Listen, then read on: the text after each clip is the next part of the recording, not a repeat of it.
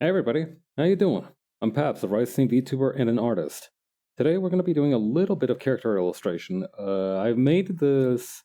I found some poses on the internet. The internet specifically being the clip asset source, so now I wanted to make a little doodle of my characters with them. That's what we'll be doing today.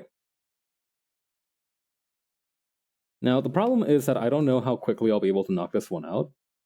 So I'm going to try and take my time with it a little bit. Because when I use the 3D models, it gets a little bit easier to... My pen is not working. Let me try something real quick.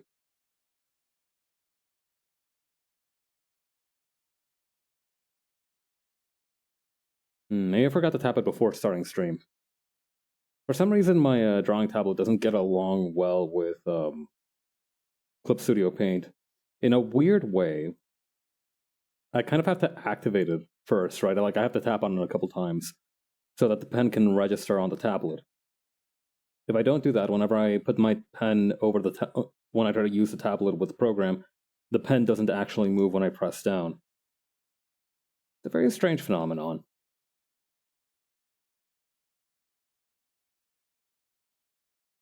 Alright.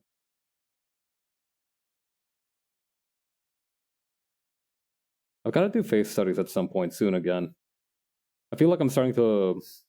I feel like if I don't sharpen that knife, so to speak, every now and again, I'll eventually start getting... My proportions will eventually start getting goofier and goofier. Hey, Cypress. Hello, everyone. How you doing? I'm Pabs, a rising VTuber and an artist. We're doing a little doodle today. Welcome, welcome. Thank you for your hard work. How's stream? I thought you were doing some pulls on Dislight, I think, and also more Grand Blue Fantasy Versus? That's right, Rice Time. Thank you for the sub. Yeah, how's your stream? Did you have fun? Struggling to find a main in Grand Blue. Oof. Yeah, I remember you doing some pretty sick shit with Charlotta, but I see you're having second thoughts, huh? I feel like there's a lot of decent characters in that game, but there are some that are like really... I've seen everybody talking about like this one girl who has like a puppet character, like she's like the devil's incarnation or some shit. Charlotta's okay, and that's it. Oof. Yep, Near. Yeah, that's the one. Man, if any, I don't think anybody. Here's a question: do you think anybody actually got into the mobile game after they released the original Grand Blue Fantasy Versus, or were the wires like never crossed? Because I feel like unless we have like people who give context as to what Nier's deal is, people who like the mobile game will be like, ah, sweet. The the fighting game versions become super popular recently. I wonder what that's about. And they look up fan art of their favorite character Nier, and she's like this fucking Yujiro Hanma-esque figure. The patron saint of like puppet characters who are actually really good. A digital horse told me to download Grand Blue Mobile. Oh yeah, I forgot that gold chip is in there too, huh? You shouldn't listen to that horse. Don't trust gotcha games.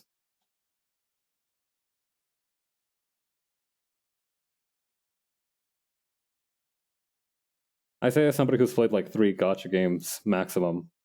Gold chip that tricks you. Evil and fucked up gold chip that doesn't actually have your best interest at heart. I don't know. The weird thing about Grand Blue Fantasy is that I feel like that thing's been around since like forever. So the problem is that I don't know if it's actually been well tuned or not. Like I feel like it would be like after everybody started wising up to gotcha games bullshit. I mean, it's not like people weren't wise to it day one, but I feel like nowadays gotcha games are trying to be a little bit more like quote unquote generous. They're still after your money, right? But like I feel like Grand Blue Fantasy Versus is from the days when they were just straight up like, yeah, give us your money. We have hot woman PNGs and hot guy PNGs in our game. It's like coming on a decade now? Sheesh. For a mobile game, that qualifies it for like senior citizen discounts. Right? Like that's like a long time for a mobile game. Usually they have some kind of weird investment and then they dip out. Or they do like 500 clones based on the same technology, like a certain company. But that's impressive. Like I feel like then that if that's the case, then the community must be fucking incredible, because I feel like the only way a mobile game has a kind of longevity is like if it has a really strong community.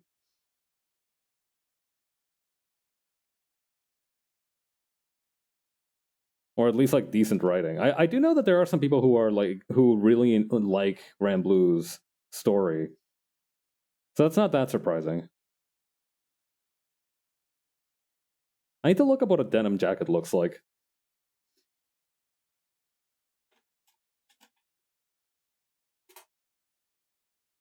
I've started to realize that I've become addicted to giving my original characters like sick ass jackets that everybody recognizes them by. So I'm thinking about turning that into a symbolic thing. I'm just not 100% sure about how to go through that yet. But yeah, this is basically the outfit she'll be wearing, except with a black t-shirt. So this is extremely good. Let me bring that in here. Before I forget, I'm also going to turn on time lapse because I need that sweet. You know, the fun thing about being a person who does stuff on the internet is that you need like a constant supply of stuff that you to post, right? But the problem is that I can't be reliably funny, right? I can't have like a laugh out loud moment every stream, although I will. It does happen every now and again. So my general fallback now is to just activate a time lapse and then post that in case I haven't said anything funny enough to share with the class. I like to think that I'm very funny, but I'm very difficult to please by my own standards, so it's a little complicated. I needed to do something. Right, the jacket. Let me take a look at this thing again. Okay, so this one's got like some nice... Man, those sleeves are gonna like peel right off, unless those are buttoned somewhere I can't see. That's just gonna, you know, the moment you swing your arm, you know, you like grab a grocery bag or something, that's gonna roll right back down. You need at least two. You need two folds on this minimum, in my opinion, in order to have like a stable kind of rolled sleeve advantage. I really like rolling the sleeves on my clothes. I did it initially for like a fashion reason. I noticed it was a really interesting conversation I had with my friends in high school. I was a very clueless young man about fashion back in the day. I still am very clueless about fashion, although now I'd recognize drip when I see it. However, back in that day, I had no idea what was like some stuff I could do, and some of my lady friends told me about a. They were showing me like these different fashion pictures, and I noticed that all of them had all the guys had their sleeves rolled up like this. And I asked them, "Hey, well, how come that is?" And it turns out that the reason for this is it's two reasons, right? The first one is because it changes something about the clothes, right? So you have your ordinary jacket, which is fine. It's serviceable. It's been a beloved feature of fashion and outerwear for literal centuries. So rolling up the sleeves, what it does is that it creates a little bit of your own kind of spin on it. And second, it's because it emphasizes like the joints. So the idea is that whenever you have like a joint like this, right? The main one, this is an explanation that I read from a manga one time. So the idea is that at the joints of your extremities, so this being your wrists, your ankles, and your neck, you have to very clearly separate those or emphasize those in some way, because it kind of does that thing where it like mimics a body's figure and creates a silhouette. So what rolling up the sleeves does is that it also creates a silhouette, but it changes that, and it just it gives you a little bit of an opportunity to show off the forearms. Yeah, super interesting. I remember one of the Nijisanji people did like a Fashion 101 stream at some point. I need to go back and watch the VOD for that.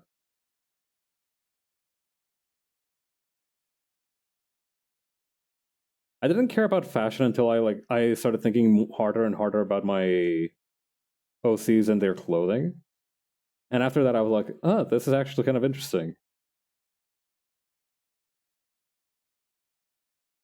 So yeah, if you ever want me to learn something, I think that's the way to do it. You need to trick me to thinking that it's going to be useful for like OC lore.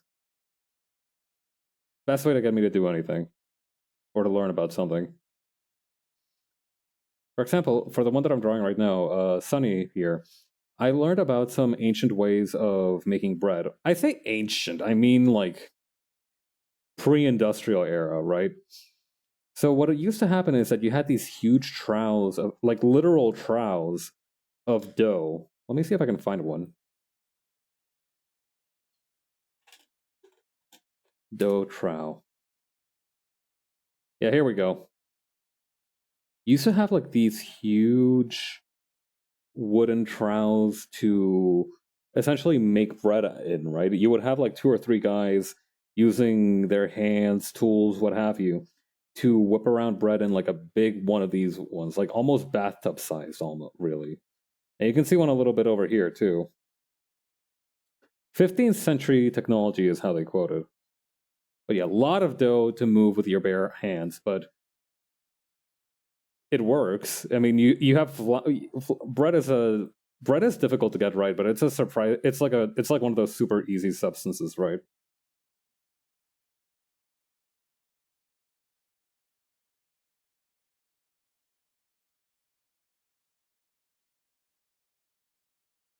But yeah, I learned a little bit about that.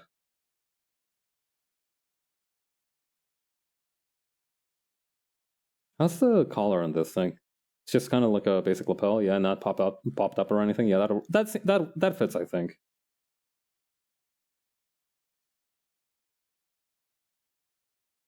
Also, I ended up giving Sunny here a. I learned about this from somebody else. I don't remember who told me about it. A Canadian tuxedo, which is when you have a denim jacket and jeans at the same time. I didn't know that that was like a thing, right? Hang on, let me. Okay, this guy's kind of popping off with it. Actually, I like what this guy's doing with it. What who else has got one? This one's really good.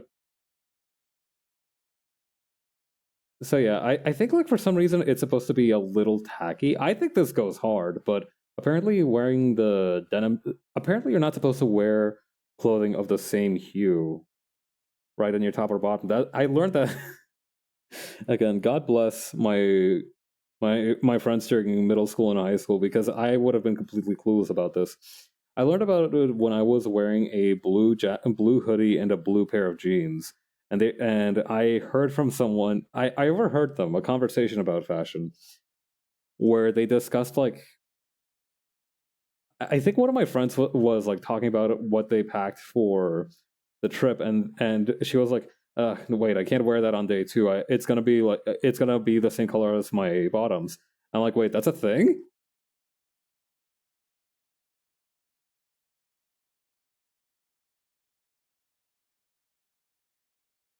So yeah, I think that's why it's considered like tacky, right? But honestly, I think it just sends a statement, right? But yeah, as I was saying, the idea is to Sunny's supposed to be kind of like an outsider to the kind of context of the story, right? She is supposed to be like, uh, you know how like in some stories, the protagonist is somebody who like in most stories actually, the protagonist is somebody who has like no idea about like the environment that they're going into. It's like going into the unknown, right? Sunny is kind of like that for the context of the story. She's not really familiar with like the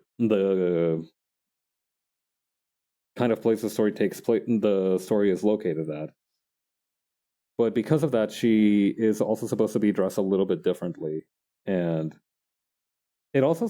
I remember that the main reason to do that is because then you can just exposit to the protagonist, and that serves to exposit to the audience as well. Really clever stuff. I love learning about how stories are told because you kind of start noticing it a little bit here and there, right? Where the hell did I have Sunny's profile? I need to remember what her symbol looks like. Here she is. Oh yeah, it's like a half son.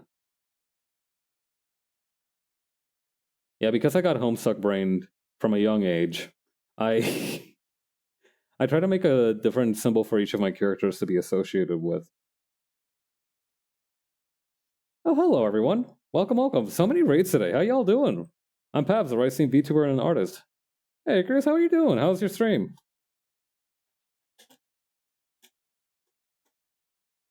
Did you have fun? What were you doing? Thank you for your hard work.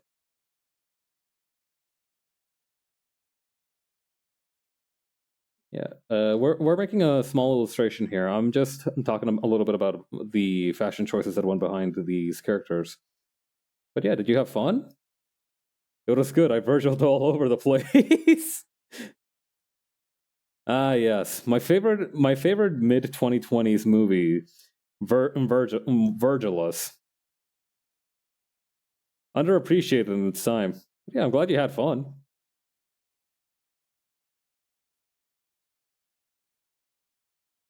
Did I ever tell you guys that I managed to watch Morbius on a Twitch stream? But I thank God I never actually paid for a ticket to see Morbius. God. I still saw it though, which I don't know if that makes it any better. I still got exposed to the mind virus.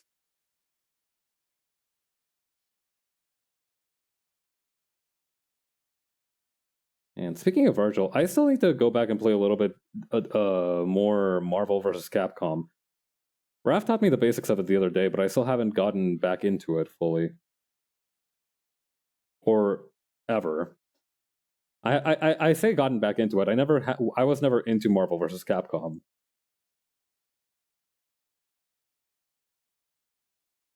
I think that's an interesting thing, trying to go back into a much well, not significantly older, right? Like I have Strive, right? Morbin, that's right. Like my first proper fighting game was Guilty Gear Strive, right? So the thing with that is that it doesn't have as many features as some other games, right? I know that Grand Blue Fantasy, for example, has like a bunch of, the new one that just came out has a bunch of different features to try and help you with getting into fighting games. Guilty Gear is similar, but it's a little bit not. It was still kind of like a relatively new thing, and not all the corners were covered, so to speak. Anyway, because of that, it's a little bit difficult to figure out like what proper combos are, right? Like for example, in Guilty Gear Strive, you can get a combo recipe to practice. Like somebody else has made a combo, they've recorded it, and then they've put it up on the internet on the game's data bed. Just tried Grand Rising. Oh yeah, did you enjoy it? I've been hearing a lot of good stuff about it. Tutorial's decent.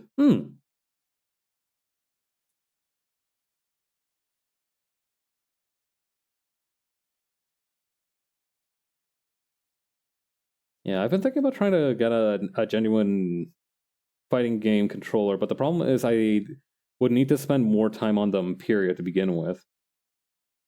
My ass just needs to go back to Yomi Hustle for a while, I think. I played that game like twice and then I never touched it again. And it was really fun too, although I wasn't very good at it.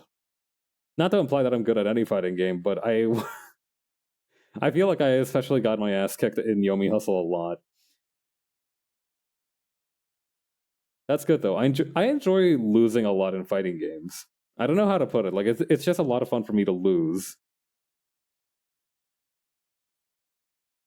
Like if I feel like I'm steamrolling everyone, that won't be fun. This is definitely why I only pick up low tier characters ever, not because my personal taste is screwed up. Oh yeah. Speaking of screwed up.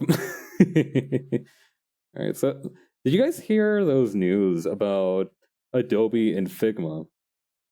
To clarify, Figma is not referring to the posable doll series, but rather to like this vector design software. I also got confused. I was like, why is Adobe trying to acquire like a Japanese toy company? But no, it turns out that it's like It's some kind of like Finnish vector graphics company. Yeah, they tried to merge together, but they ended up calling it off because it was flirting a little bit too close to becoming a monopoly. So the people over there were like, shut it down. Over there being Europe. I don't know if they would have stopped it in the US or in, across the seas. Across the Atlantic, I suppose. I feel like she wouldn't narrow her eyes like this. Hang on, let me tilt this like this. There we go.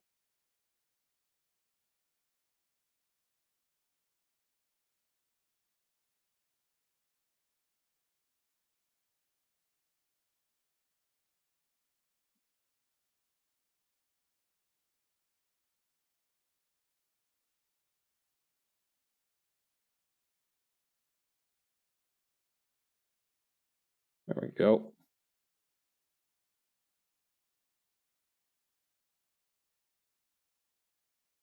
I really need to make more characters who have freckles. They're so charming. I barely use Adobe now, especially for editing. Yeah, I was lucky enough to tap into a Humble bundle that had Vegas, uh, one of the Vegas programs, and I've been using that to edit my videos when I do actually edit them. Yeah, I feel like a lot of people have been rolling off Adobe little by little, especially in like indie artist circles, right? Like I feel like most modern companies still use Adobe as their main workhorse, but I feel like most small artists either switch to CSV or they have some other thing that they do. I know there is this one Disco Elysium artist on Tumblr who I respect greatly because they decided to make all of their fan art using Word somehow. I don't know how they do it. I can barely get like a square to stay still whenever I type up a Word document. I don't know how they make entire art pieces in that thing. I think that's something that I think that's somebody to fear for sure.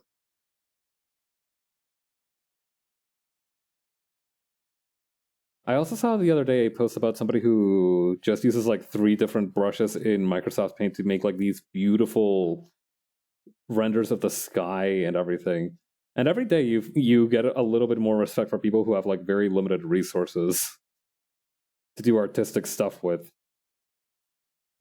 Having resources is great, but like it has nothing on somebody who has like the worst, crappiest, little most limited program ever and just unlimited ideas and ambitions.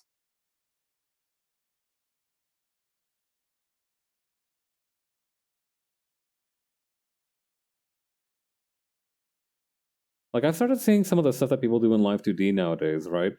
I mean, obviously 3D has a lot over Live 2D, but I think one of the cooler things is that Live 2D has like a bunch of because I've used Live 2D before, I'm still not super familiar with 3D stuff, and especially not 3D models.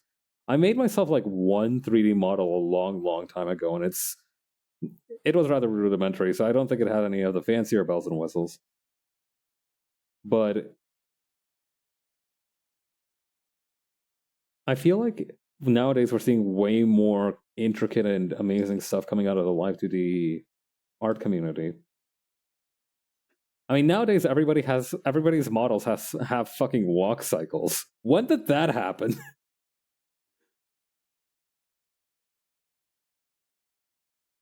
Next, they're gonna start doing some shit. It's gonna be one of these days. They're gonna do something that's gonna be like that one picture of. Have you ever seen that gif of like an audience watching a train film, and when the train comes on screen, they like run out of the theater and chair because they think it's actually gonna run them over? Hang on. Train film gif. Train film theater gif? Live 2D walk cycle, what the fuck? They barely use the wave. I was gonna say, the one thing that breaks my heart about Live 2D fancy toggles in Live 2D is the fact that it's actually very rare. Like they're very rarely deployed, right? Like the expressions are, yeah. Wait for the debut, never again. Yeah, the expression toggles are used pretty frequently, right? Especially if they have something like if they got some kind of setup to toggle the expressions. It's very they use them to a great extent, but I feel like anything above below the top half is kind of a waste because, well, no, I guess I guess the waste is is kind of like in the middle of the top half. Rim shot, please. But you know what I mean, right? It's not something that you see very often. Especially like I've seen one, for example, that also has like this almost like not Beat Saber. What's that one mobile game that's a rhythm game? Not Project Sekai, not Beat Mania. This is gonna bug me. What was it? It's got like two rows and you tap the top row and the bottom row to beat the crap out of these little notes. I don't remember what the name of it is, but somebody had like a sitting like animation for their Life 2D model. That's a lot like that, and I'm like, when are you going to use that in a lot of circumstances? Because I feel like that would be used for like a just chatting stream, right? But I feel like at the same time, why wouldn't you just load the normal one? Not to mention, you can just achieve very similar results by having a PNG of like a chair behind you. It's it's all just a little. It's cool to see it and it's nice to have, but it's not. I feel like we're starting to push people a little bit too hard with some of these models, you know?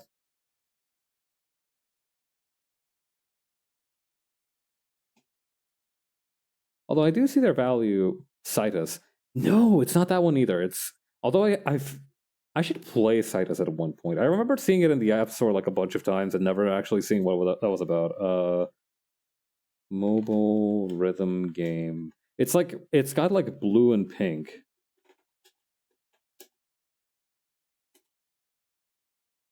Come on. It's gonna be here somewhere. I see a picture of it in the Google results. We're so close. We're almost there. Are we back? Wait, is it Mustache? Yeah, I think it's Mustache. No, it's definitely Mustache. Yeah, Mustache is the one that I was thinking of. During the level clear screens on Mustache, they have the character bouncing around on a seat or something like that. And that sitting animation was a lot like that.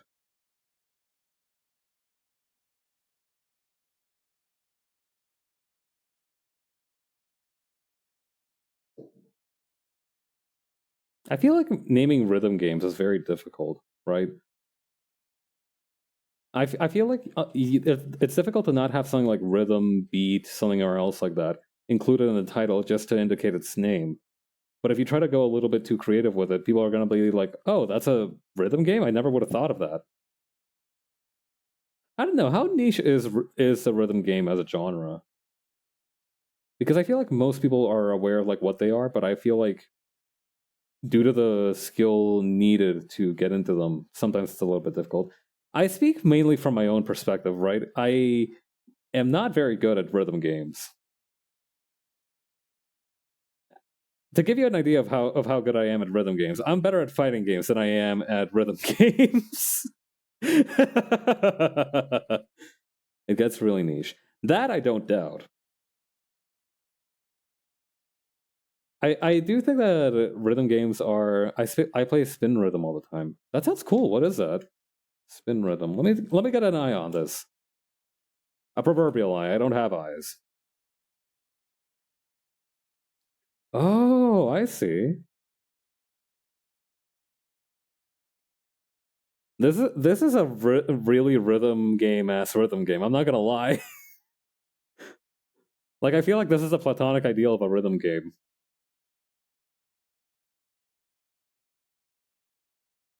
Let me get a video. Let me. Oh, it's got a Steam page. Nice. Let me take a look at this thing.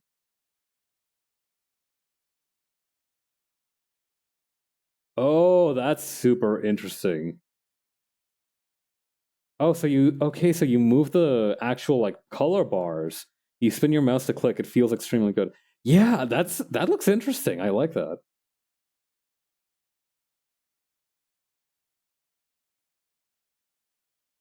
I feel like that would be much kinder to my kind of a motor skills than something like Guitar Hero, because I feel like spinning your mouse to click the parts is a little bit easier for like my own kind of kinetic chain to accomplish. Still, that's cool. I really like that concept. Thank you for introducing me to it. I think the only rhythm game I've completed ever is Elite Beat Agents. Back when I installed it on my DS, I had it on my DS, and I played that through a few play sessions. It even has some OSU style map sharing app. Ooh, nice. Yeah, Elite Beat Agents is a lot of fun for me. I really had a lot of fun playing that game. I played it over like 2 sittings when I was visiting my family a couple of years back. No. Actually, yeah, it's been exactly 2 years since, more or less, since I've beaten Elite Beat Agents.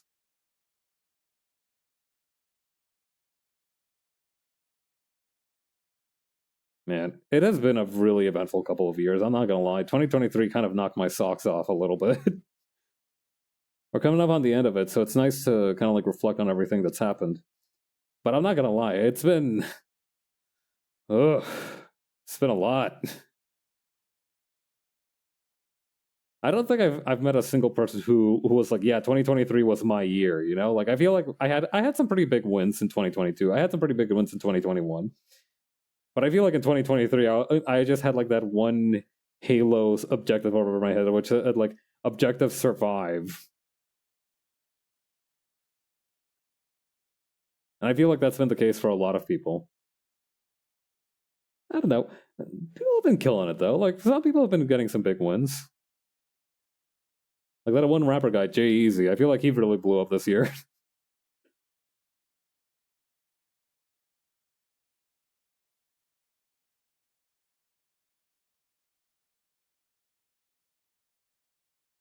Yeah. Ah, dude. The one rhythm game I wish I could have played more or play more of now is definitely DDR. I don't know any arcades near me who have a DDR dance mat, and also I'm kind of like, I don't know how to put this kindly. I'm a man of gravity, and I think the owners of the arcade machines would get nervous in seeing my abundance kind of like stepping all over that dance pad. I don't know how crush resistant DDR pads are supposed to be. I don't know how much weight they can take. I feel like it would have to be like a not insubstantial amount to like be able to handle people jumping around on them all crazy like all the time. But mm, my confidence in them is not great.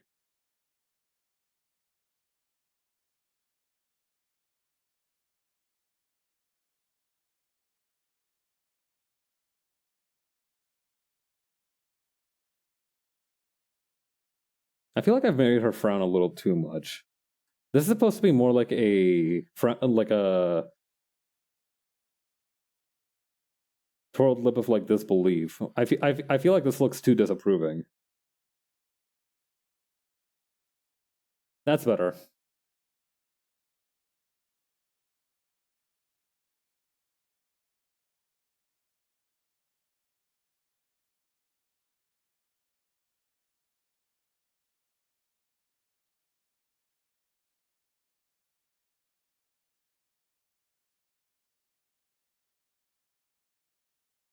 Okay, let's see.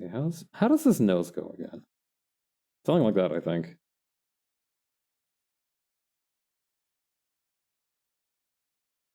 I should spin the canvas around a little bit so I can get a better perspective on it again.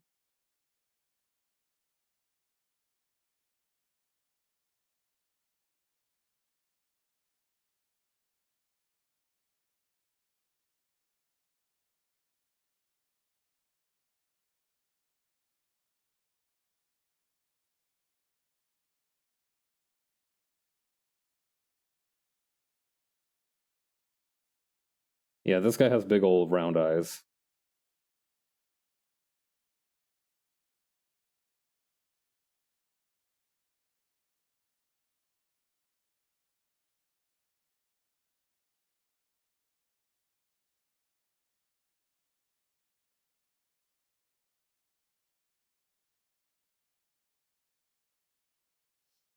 Do I give too many of my characters genes?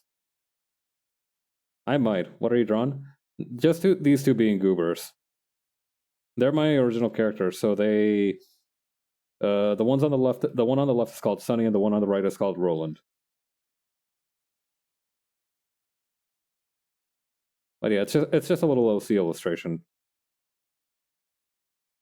I feel like it's been a while since I've drawn these guys, so I wanted to get back into it.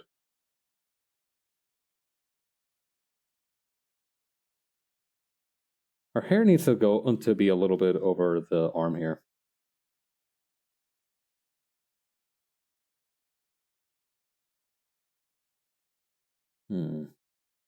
Shoulder feels a little odd here.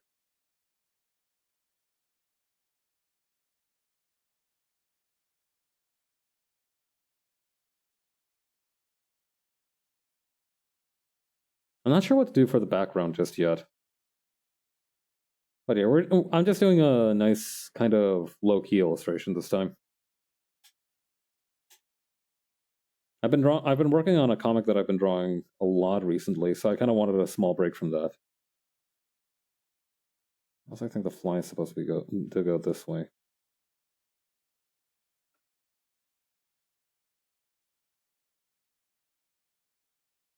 Let me take another look at the. Okay. So that's how it is.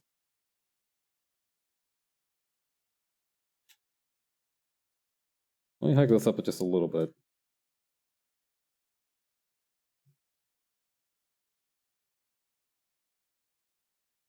Also, they're supposed to have swords. Hang on, I forgot about the swords. A very important detail for both of them.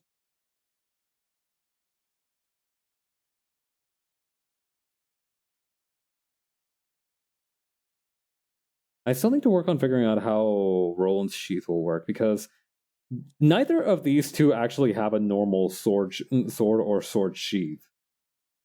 Sunny's is more like a baton that she uses, but she uses it like a sword. Roland's is just a sword scabbard, so it's not actually a sword, it's just like the sword holder. So I'm wondering how to make that happen. I wonder, maybe if I make it look like a gun holster. Again. Revolver holster. He's already supposed to be kind of a cowboy themed, so I think giving him like a revolver holster looking thing might not be a bad idea. Ideally, I'd like something where you could like whip it out from the side of the holster, but that sounds like I think that would be difficult. I did see one time, a long time ago, I don't remember whose channel I saw it on. There was an idea for like a back holster for a sword, which looked a little bit like this. And the idea was that this part here was cinched so that it would kind of like keep the sword in place. And then, but if you needed to take it out, it would just like go through the clasp of the cinch and you could just take it out normally. I think that makes the most sense, but I want to figure out a different way to do it. Or rather, I want to see if that's actually my best option. And I guess I could just do a really quick little bit of design here.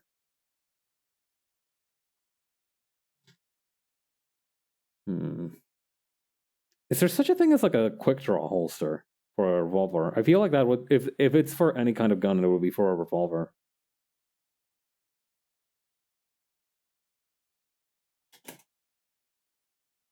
Old dudes who go around cosplaying cowboys and doing like stunt shots at the shooting range are kind of awesome. I'm not gonna lie.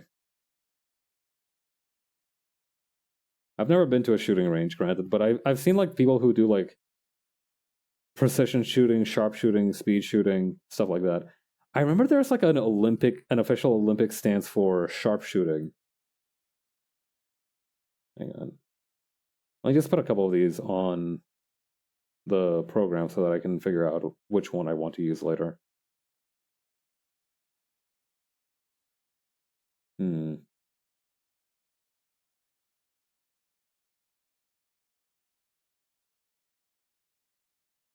Nope. Okay, I think that's about as good as we're gonna get.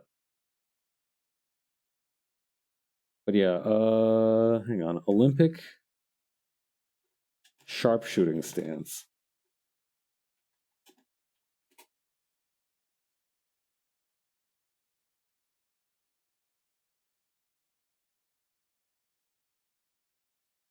Yeah, this one. This is the picture that I remember the most of it. Here's a couple more of the stance that this person is using. But yeah, it's got a super unique stance because it's supposed to maximize the aim, I reckon. I love how her gun is the kind of like grabby part of it, the handle, the grip, I guess. It's just absolutely stuffed with stickers, and I don't know which idea is funnier. Those are just like memory stickers, or if that's just like the number of like official airline stickers that she needs to travel with the gun worldwide.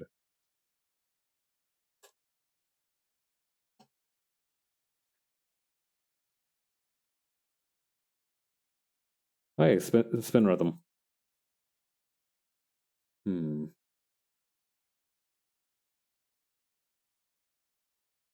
Didn't that lady have the Witcher necklace? Did she? I don't see it here. But she might. I don't know. I feel like I feel like if anybody would have a Witcher necklace, it would have a it would be somebody who is an Olympic sharp. Wait, no, yeah, there it is. Yeah, it's a little belt charm.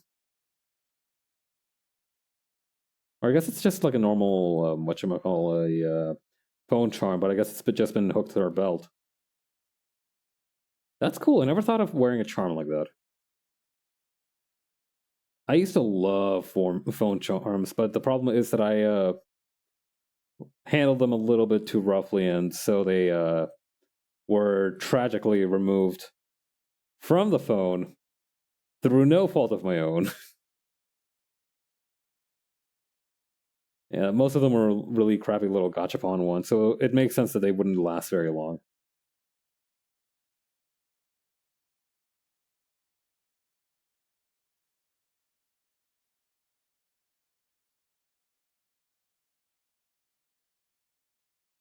But yeah, Roland's I think would look like a little bit more conventional. Although I think having hmm,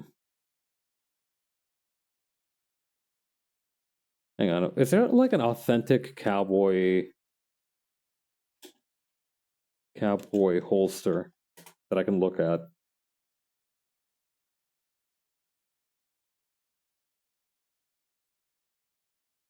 Western leather holster. Oh my god, look at this one. Lance Six alive.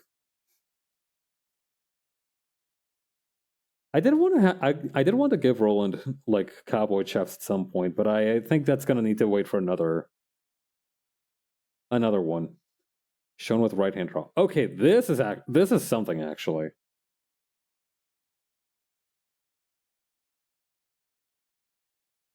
Huh. Yeah, okay. Hang on. Alright, I gotta do a little bit of ideating up here, right? So the sword Roland is wearing the scabbard that belonged to his father's sword. And his father's sword looked a little something like this. So then I originally imagined the scabbard just being like a plain little like sword shaped thing, but what if instead it made it look a little bit like a revolver, kind of to fit the cowboy theme?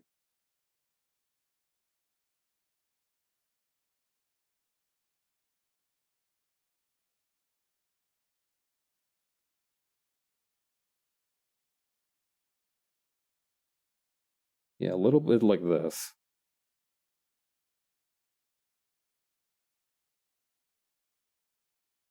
The problem then is like making the sheath a little bit too thick.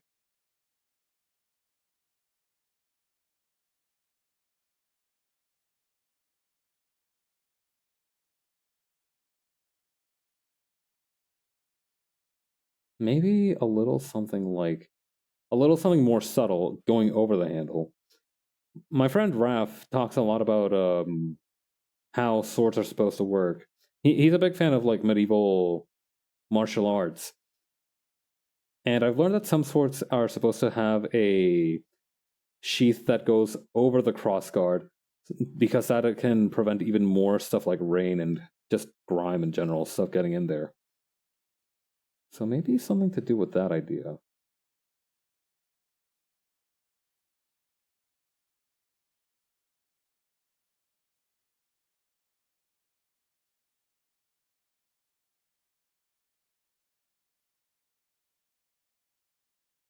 Hmm.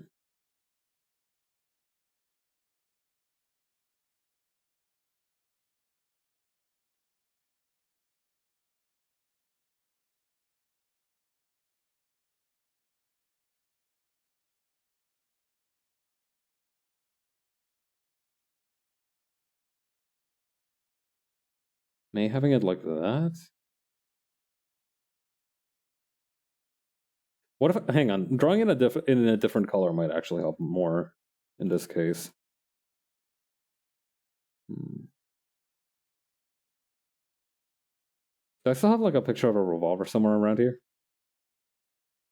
Maybe not this one because I think that looks a lot different from like say a normal revolver.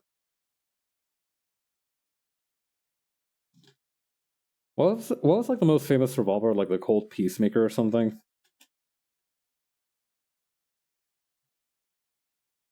Yeah, this looks pretty iconic to me. And we'll use this as a basis then.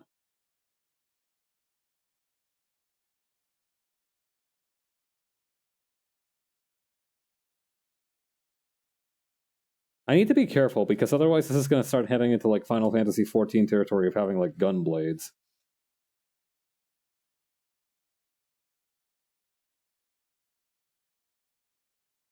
Which I have no problem against, right? Nothing against gun blades. But it's not the vibe I'm trying to go for.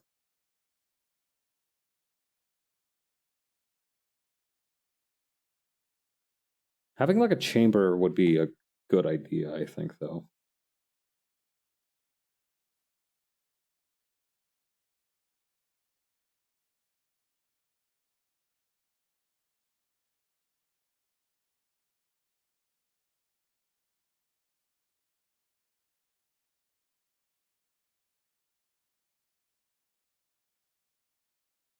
Hmm. Unless no.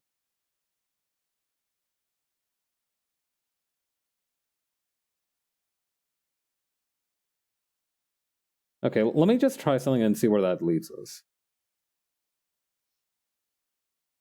Let me think about what else I've read about recently. Just to make some small talk while we ideate this. I remember recently reading about a job. If you have like, all right, if you don't mind being covered in tree sap and smelling like tree sap for 3 days, apparently you might have a career in pine cone harvesting. Now there are some hoops to go through, right? You need to register as a vendor with the Department of Natural Resources in the US at least. I don't know how this might work in Canada, but in the US you would have to get registered with the Department of Natural Resources. And you'd have to be able to get at them while they're ripe, which would be around September. They can't be too green or too old, and you have to put them in onion bags since you don't want to ruin the cones with moisture. But from what I understand, they're willing to pay $100 per bushel, which is around two 5-gallon buckets. Think about a bucket the size of a watermelon. If you get two of those, if you get like a bushel of those, so 2.5 of those, that's $100 right there.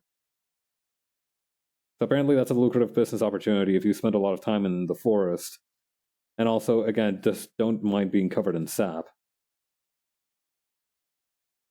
Okay, I think the idea to use a chamber is not great. So I'm going to try and go for the trigger instead.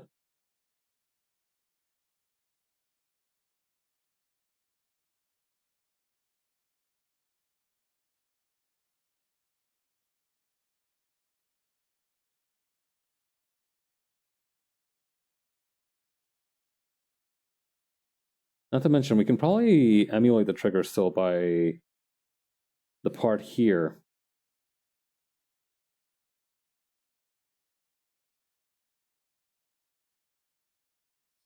I don't know. That feels like it would make it a little bit too elaborate, though.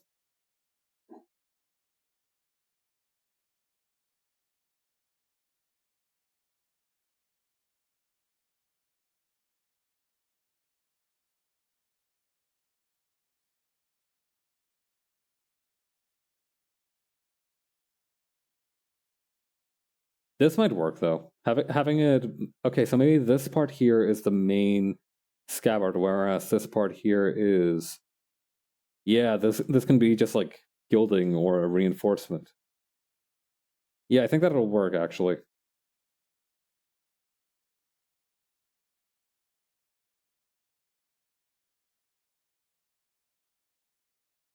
Hmm.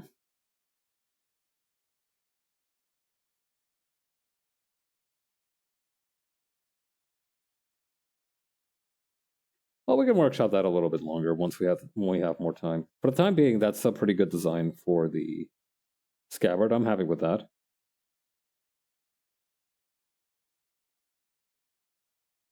That being said, if we go back to this one, I think you can see that they do have straps all over the revolver. So I think the thing to do is to kind of emphasize Roland's belt here.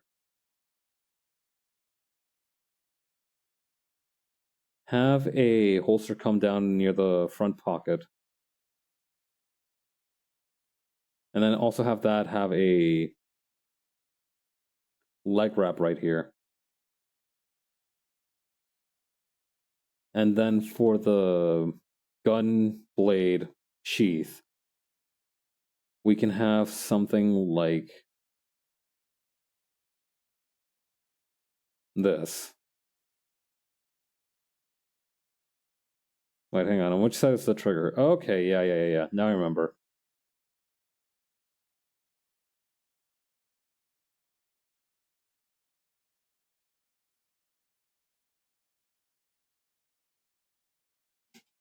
Let me get rid of this part here.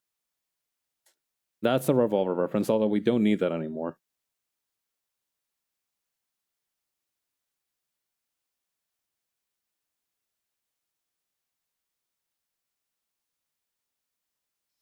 Let me grab this real quick so we can use that as a reference.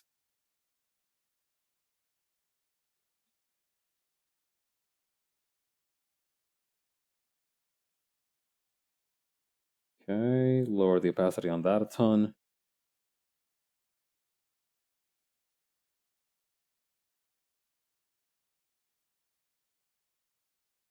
Yeah, apparently what they do with those pine cones once you've harvested them is that they germinate them in a Department of Natural Resources facility.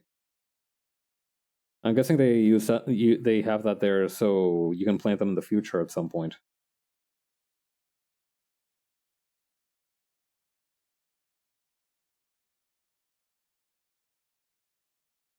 Which makes sense. You always see these videos of like people doing a charitable thing and planting trees, but nobody asks where those trees came from. They had to be saplings somewhere at some point.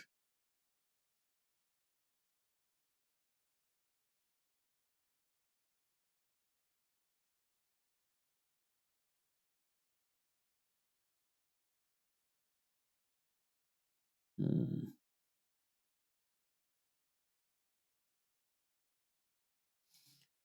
Is there such a thing as an open sheath?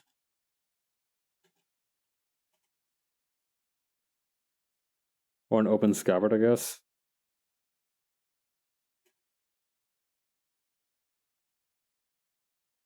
Not seeing quite what I'm looking for.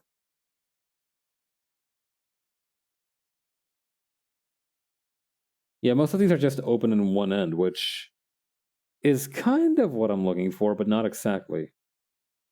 Oh, a saddle scabbard. That might be it.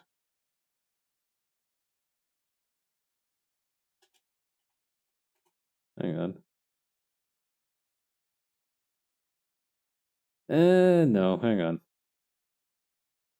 We've taken a step back. Wait, no, we might have taken a step forward. Oh, I see. Check this out.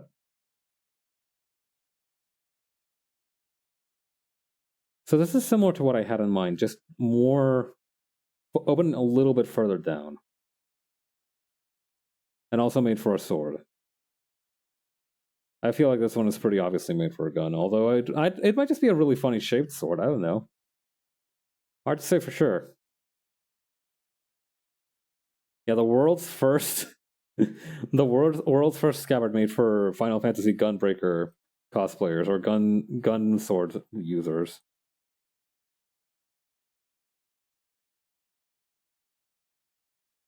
Open top. Open top scabbard, maybe something like that.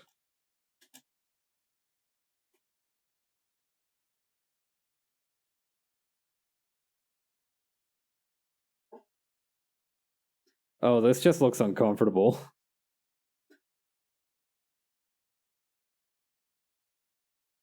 Hmm.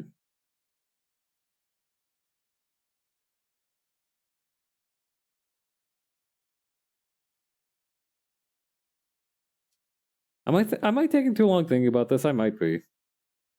But it is something important to think about.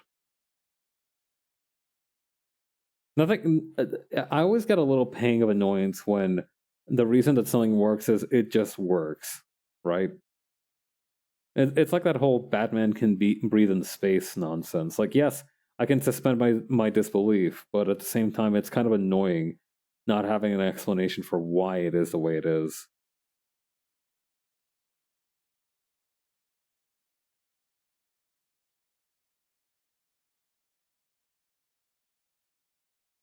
What if?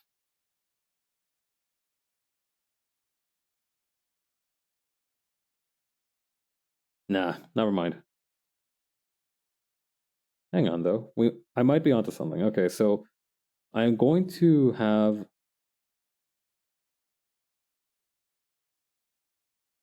Okay, hang on. I've got an idea. Very similar to what I remember seeing for that one open sheath video, but essentially it's going to be a little bit more like this. Okay, yeah, I think I can work with that.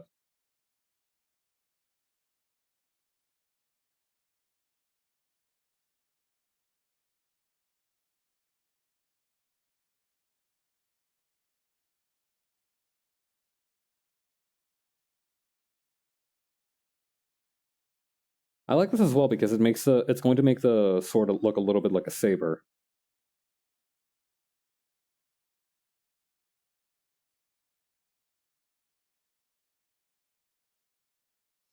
We can also have a couple of ribbons here and there. I feel like that would kind of ruin it though. Let's also put these guys a little bit higher.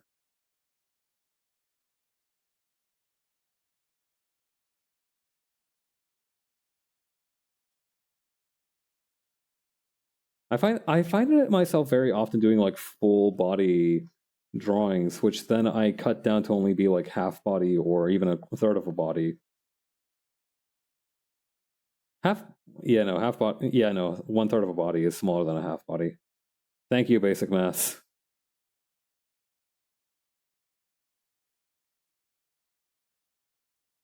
But yeah, I remember I have a bad habit of like doing full body drawings and then eventually cutting them down just because the drawing makes more sense as like a half body. I don't know why that's a thing with me. Maybe I over plan, right? Or maybe it's that I don't plan enough. Whatever the reason is, I end up with people who being halved more often than not. I don't think that's a bad thing though. I like having the options. It's especially useful as I've been finding myself flipping assets pretty frequently recently. Like for example, the other day I had a promo piece for a Hat in Time where I used this background. A long time ago I made a parody of the Friday night Yakuza minigame, but with Hatsune Miku in it instead. And that drawing never got a lot of traction, but I ended up having a background that was based on the background from the dance club in Yakuza 0. So I was able to use that for one of the promos recently, and so it's hard to regret anything, right? When you can use it in the future, it's hard to regret. It's hard to say, oh yeah, I shouldn't have wasted my time on this, because it's really not a waste of time in any kind of sense of the word. It just wasn't the right place just yet. I love that feeling. I love like the feeling of I planned for this and now it's coming to fruition. I don't think there's anybody in this world who doesn't like it when things go according to plan. But I think I have like almost like a special affinity for it. I get like unusually pleased when something that I thought what might happen does end up happening. I get a little bit of a big head about it.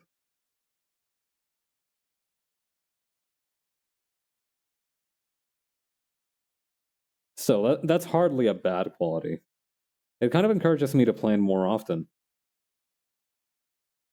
That way I have more room for accounting for eventualities.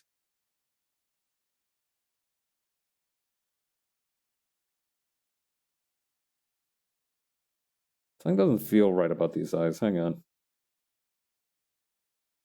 I think I made the nose too small too. Eh.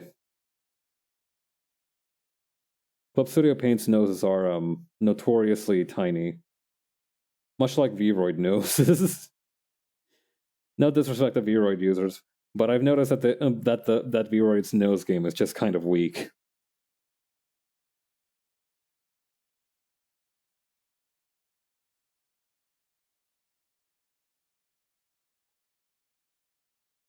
Hang on, maybe if I... Hang on.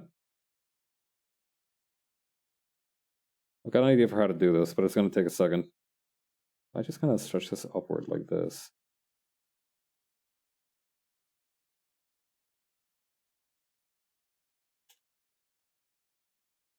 Let me try a couple more things.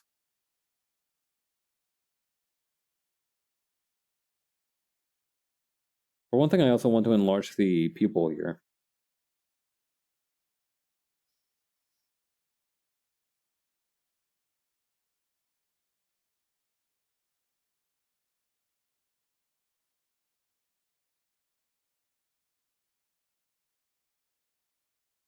I'm going to take a quick sip of water too.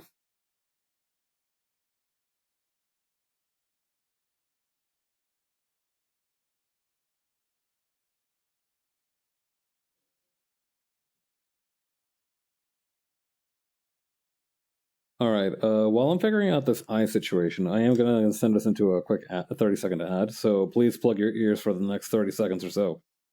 Thank you for your cooperation. See you soon. Unless you're subscribed, in which case you are safe for now. I feel like it's weird having to add that subscribers get like their ad-free privileges, because I feel like at some point it's starting to sound almost like an extortion. Hey, that's a pretty nice ad blocker you got there. Shame it doesn't cover Twitch.tv. Now, if you don't pay us every month, we're gonna come to your house every night you stream, and then for 30 or so seconds, we will be showing you the most obnoxious piece of content you have ever seen in your life. And you don't want that, so cough up, cough up the money. Ay. From what I understand, that's just what like traditional TV stations are like. I know that there's like the BBC, for example, has an almost like CIA like task force devoted to people who don't pay for their TV licenses or something. I think the NHK has those too. Although that might just be anecdotal. But yeah, no, apparently people take having a television very seriously in some places. I've never really owned a television. I've lived in places that had one, right? But I've never owned a television myself. I don't have a TV in my apartment. I mean, hell, I'm not a console gamer and I don't watch television generally, so there's no real reason to get one. Although I do wish from time to time I'd have a bigger screen to work on my stuff, but I feel like that's more of a. I don't think I would be able to resolve that per se with a TV screen. I do wonder from time to time if I should rethink my desk setup. I like it the way it is right now, but I do notice that I don't know. I wonder if maybe I'm not putting enough precautions in place against like blue light stress or something. Sit a little bit further away from the screen, use bigger words on the screen instead, that sort of thing. Man, time was every single anime, manga, what have you, would have a 5 second bit at the beginning of the show to remind you not to stand too close to the TV, dummy, or else your eyes are going to explode. Nowadays, I don't feel like I see that no more. I guess it's also because people watch stuff on their mobile phones very often these days, right? It's a little harder to chastise somebody for putting a device too close to their face when that's the entire purpose of its design.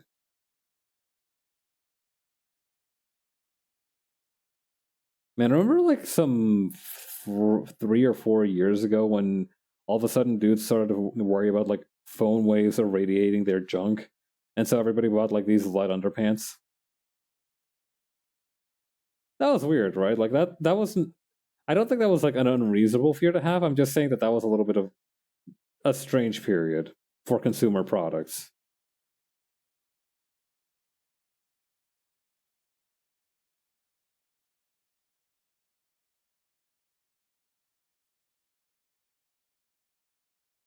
I don't know. I would love to. Hmm. This is gonna sound strange, but I think I would have loved to buy armored clothing at some point, but now I don't think I think I don't feel it so much anymore. Like if I was a child and I knew was wearing like a stab proof vest beneath my clothing, I think I would have been singing my way to school every day. Not because I was at risk of getting stabbed, but just because of just how cool wearing it would have been. I don't know. Nowadays, I feel like the main thing that I'm worried about is like, can I sit comfortably in this? Right? I mean, I sit for like 8 hours a day minimum, right, at my job, but comfort is important. Comfort is really important. Recently, I got myself a poncho. Actually, I bought myself like one of these. I want to call it a snuggie, but it's really just a normal poncho. But yeah, it's very nice. It's made out of like it's got like down stuffing, and it's very nice and warm, which is useful in the mornings around here.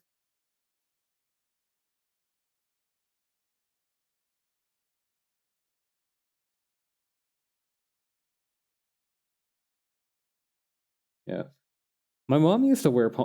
She used to. She still does a lot of the time. She wears ponchos very frequently. So whenever it got too cold, I asked to borrow one from her. Very comfy things. Although I don't know how I would go about getting a genuine one. I don't know. It's been a while since I visited Ecuador. I know there's like an artisanal market there that I don't know if it's still around. It probably still is.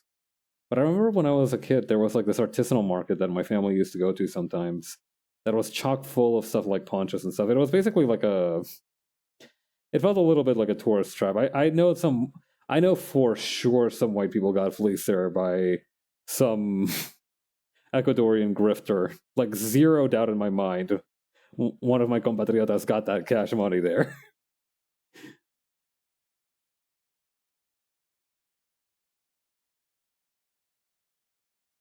Hmm.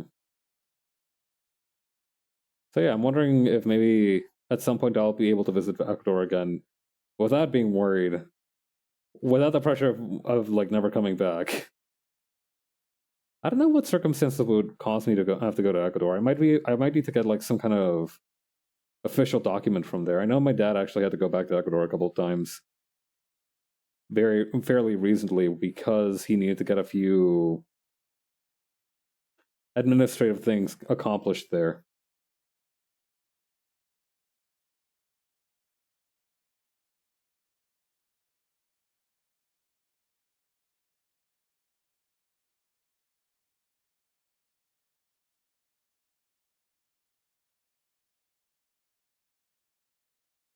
So yeah, I'm guessing if I ever have to go to Ecuador, it'll probably have to be to do something likewise bureaucratic. And let me tell you, that's going to be a problem.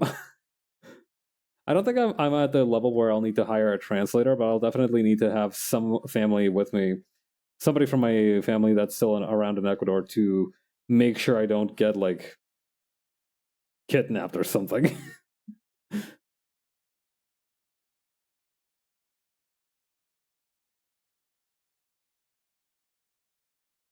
I'm pale enough and bad enough at Spanish that somebody might really hit me with the gringo when I'm there.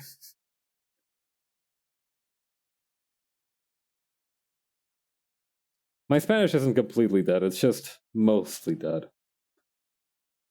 More like a little bit alive.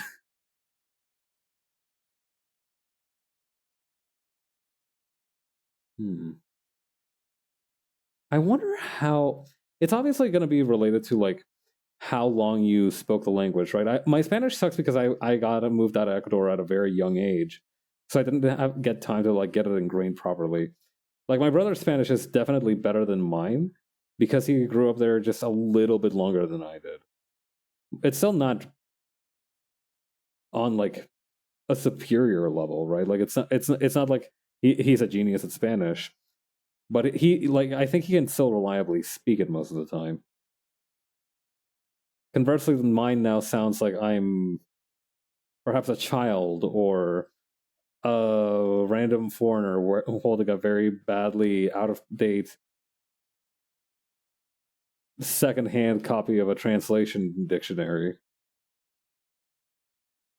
or like a travel document dictionary.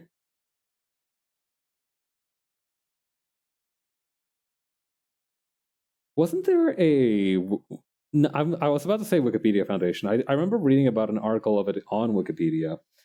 There was like this movement to make a compendium of different languages where they translated the phrase, I enjoy eating glass, it does not harm me. Because if you say something like, where's the bathroom, right? You're definitely a tourist. That's gonna out you as a tourist right away. But if you say something like, I enjoy eating glass and it does not harm me, that immediately puts you on the level of like a freakish monstrosity anywhere you go. If you say it with like perfect clarity and enunciation, you will become an organism of a presence, a force, not to be fucked with. I don't know. It always seemed a little aggressive though. I need to say something weird, but like not aggressive, but not outlandish enough that people will be like, "This guy doesn't know what he's saying." Like he's using a Google Babel Translate dictionary.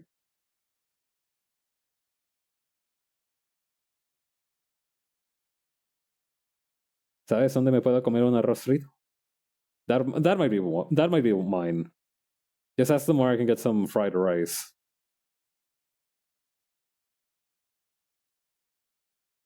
It wouldn't work in certain cultures, right? Because like I feel like in someplace like China, you couldn't throw a stone without accidentally coming across a nice place that does some fried rice.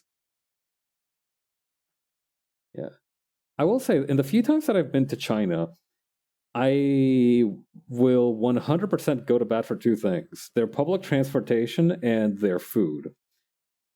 The food is not. I don't know how to put it. Like the food is just so cheap. The food is so affordable and plentiful and cheap that it actually moves me to tears sometimes thinking about it. Like I will be like eating. I will be paying like $12 for a sandwich at the Subways or what have you, and I will be thinking back to that one time I bought like two fist-sized steamed buns with like pork soup inside of them for like $1. I could have gotten more even. There was no customer limit. I could have gotten more and I should have, but I didn't because they were so big and juicy and they filled me so nice.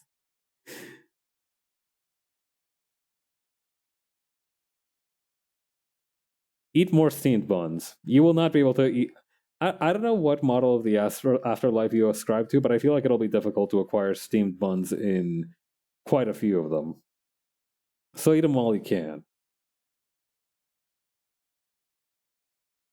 Stuff your mouth full of batsu. This is in order. Do it now.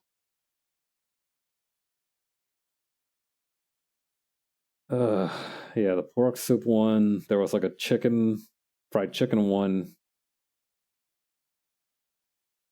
It's a good thing I ate before stream, or else I would be getting the rumblies.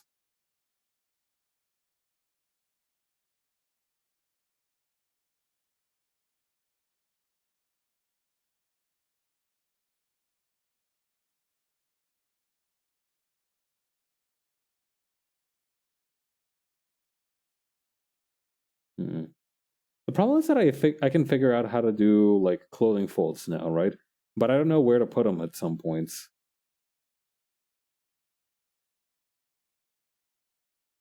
Right? Like this one just seems weird, for example.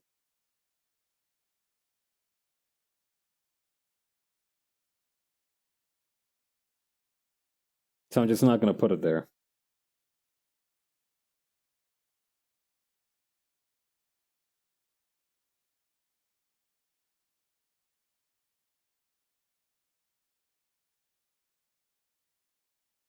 The problem as well is that you can't just put one or two if you do. You need to add like a whole array of wrinkles and such in order to kind of sell it. And that's the main thing I've noticed. It's actually quite difficult to kind of balance the idea of like iconography and also like simplicity, right? Or rather, detail comes from just having more, filling up the empty space and just increasing rather the overall noise of the piece.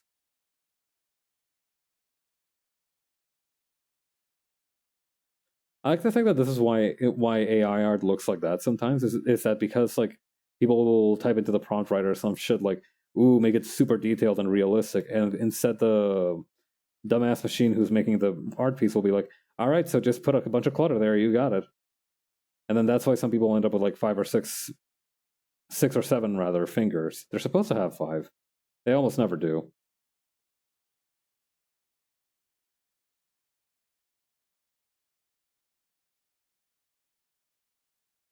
I really don't buy this whole thing of like, ooh, AI art is here to stay. Like y'all said the same shit about cryptocurrency, right? Like, we were all there for how that went down. I feel like AI is definitely just like the hot new grift, and it's all gonna shut down in like 2 or 3 months before some other nerd figures out a brand new scam or perhaps renews an old scam for what to do with all those empty energy plants that have started going to mining Dogecoin. Fuck, the future sucks. This wasn't how it was supposed to be.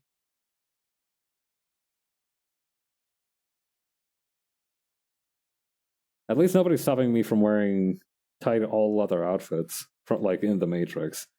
In that regard, we've still got some liberties for the future.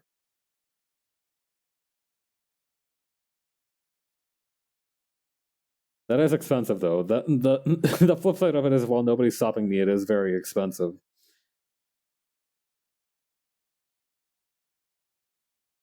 Something that somebody pointed out on Twitter the other day is that beef jerky should absolutely not cost. Beef jerky should absolutely be like the food, and traditionally was in a lot of cases the food of like poor people, right? They couldn't afford a proper like hot cooked meat, so they just dried out meat and hope to eat it little by little over time. But nowadays, you look at like a thing of Jack Links or whatever the hell that one jerky brand is called, and it's like $80 for like a 3 ounce bag. That's definitely an exaggeration, but only barely so. I don't know why it's so expensive. Like the problem with me as well is that it's not even technically jerky. It's just smoked meat. You know that's something that's like I would not be nitpicky about if it just wasn't so galling the price. Like I would let that slide if it was just very cheap, but it's not, so I'm not. So I won't.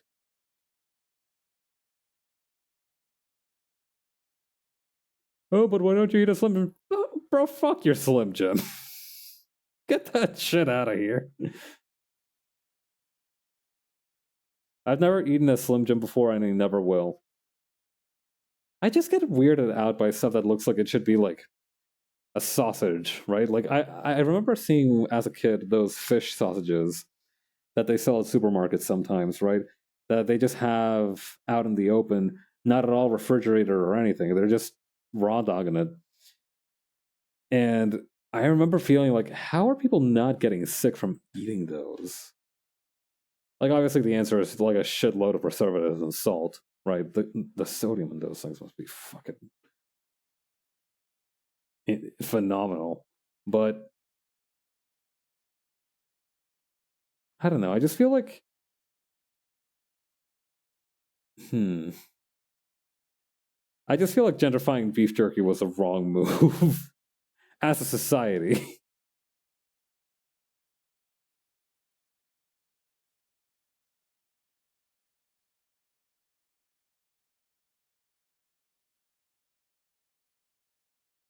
Not to mention, I just like beef jerky. I kind of now what I kind of want is like I don't know, like some kind of like rice congee with jerkies thrown in there a little bit. I remember seeing in the supermarket a couple of times that they sell pork floss, and I don't know what that is. I mean, like I think I can guess what it is, but I don't know what it is for sure because I've never had it. But I still feel like pork floss is one of those things where you just kind of like intuitively realize, okay, so that's just like pig meat that's just been like shredded, right? I don't know. Let me look that up. What's pork floss about?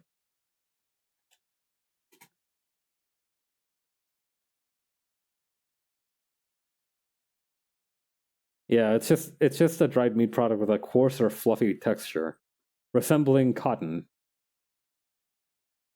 Yeah, decorative and flavorful topping for many foods such as congee, tofu, rice, and savory soy milk. Ah, dude.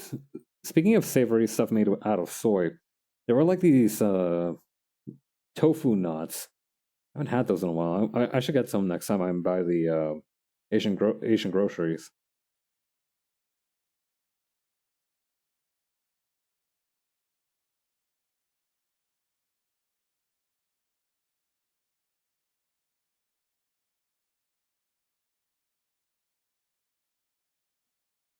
Hmm.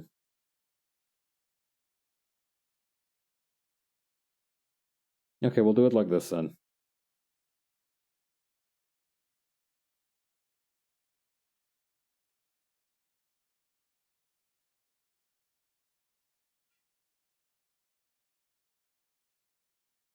I've also debated about giving Sunny like those. There's like this sword that was forged in like ancient Korea that's basically called like the seven pronged sword or something. Yeah, let me see if I can pull up a picture of it. I'm on Wikipedia already for the meat floss. Yeah, the seven branched sword.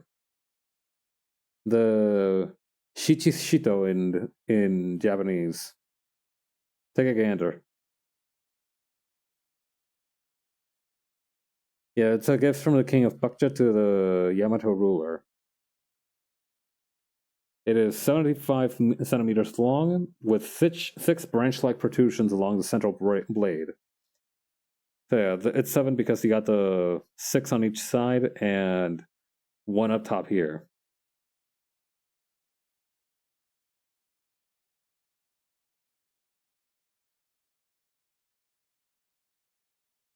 Yeah, I've thought about giving Sunny one of those instead of the bat. But I don't know. She's not Korean, so I don't know about like the. As, is that cultural appropriation? I don't know. I don't know what the kind of stance is on that, but it does look cool. Is a thing. Also, it's a little bit too thick around right now. It's hang on. Let me turn off the sketch layer. Yeah, that's a little bit too thick. Let me try something real quick.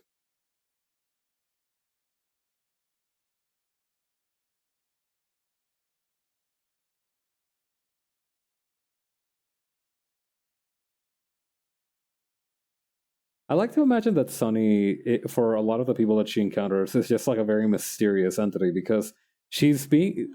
I like to imagine that she has like that kind of swag that some shonen protagonists do, where like they don't realize that they've been doing it in a super difficult strength building way this whole time and just treat it like it's normal, and that's why they're overpowered. I like to imagine that that's what Sunny's deal is relative to the other martial artists that she encounters.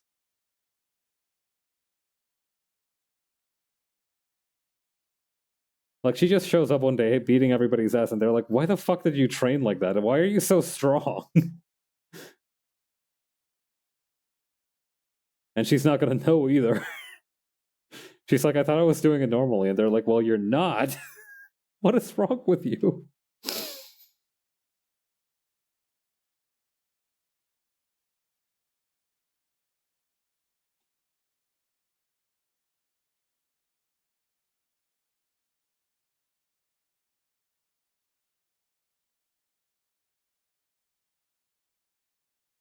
Oh, hang on. I need to put the jacket somewhere around here.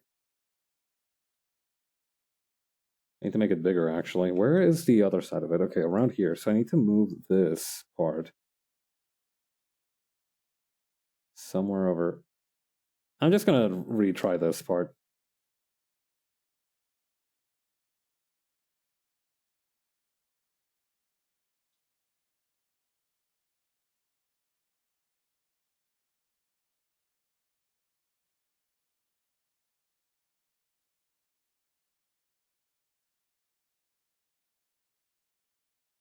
Okay. Let's also add a few more creases right here.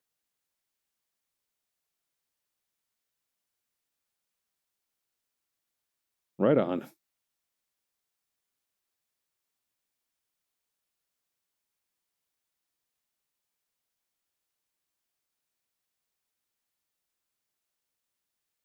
Does this jacket have like bottom pockets? No, it's got like sideways pockets. Okay.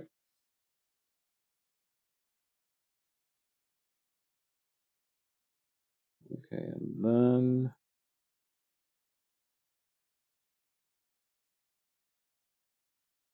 well, Roland's jacket is going to be a lot thicker because it's made out of heavy leather. I mean, it's not like denim jackets are light by any means, right? Man, falling out of a boat wearing a denim jacket must be like the worst thing ever if you can't take it off. Right? Like, can you imagine all that cotton soaking up all that water? It is so quickly. You would sink like a rock.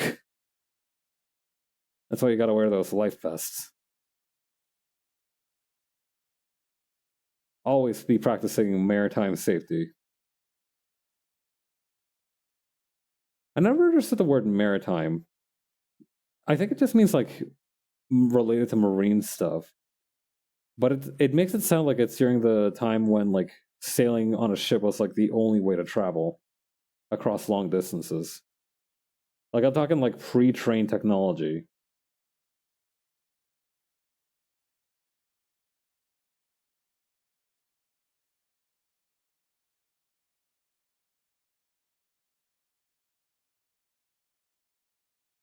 Trying to get a little bit of a hang on. This is not working. I need to change something.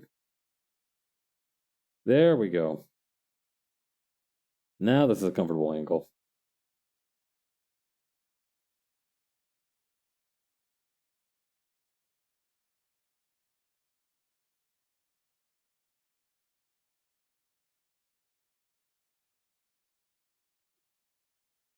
Likewise here. Did I make his hands too big? Whatever. He's allowed to have big hands. Huge hands. I still can't get over that Phineas and Ferb bit. Huge hands like will haunt me for a long time, I think. I didn't even watch that show that much while it was airing. But the image of that guy with the massive hands called Huge Hands sticks with you a little bit. That's another thing I should get more consistent at, drawing the nail.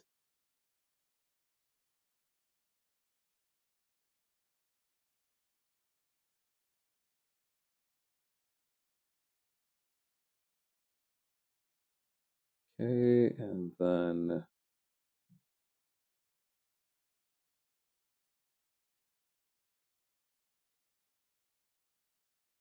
over here. There we go.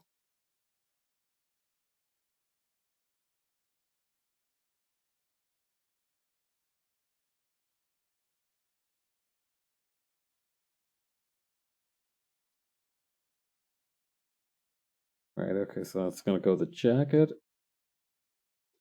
Something that I'm going to struggle with a little bit is finalizing the color on Roland's jacket, because I keep flip-flopping between making it normal leather colors and making it like this black and yellow deal. I don't know, I feel like the black and yellow makes him look a little bit edgy. But he's always been a very silly guy in general, so I feel like maybe that personality of his ought to offset it a little bit.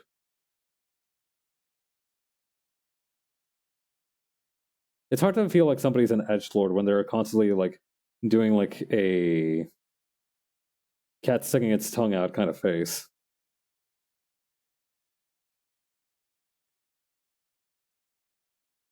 I don't know. Maybe somebody can convince me it's menacing, but I don't think so.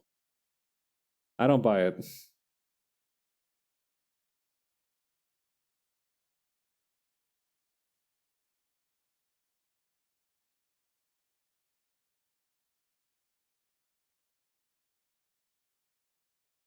Okay, put this around here.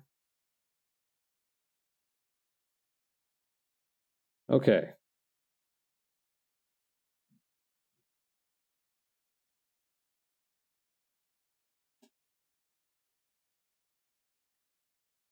Yeah, cut these bits out.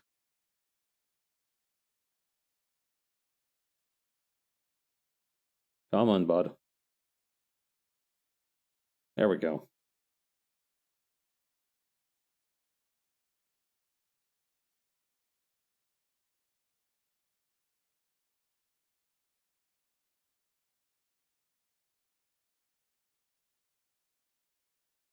Yeah, I remember designing Roland's jacket when I looked up, literally when I looked up cowboy shirts, and I realized that for some reason a lot of them had something similar to this, right?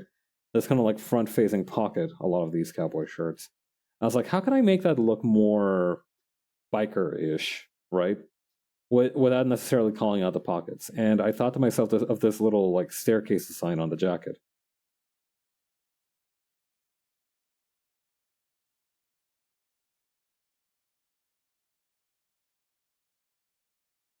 I like to think that one of these little strips of leather where that make up the jacket is a it is like the entrance to a pocket somewhere, but I'm not gonna draw a pocket myself there.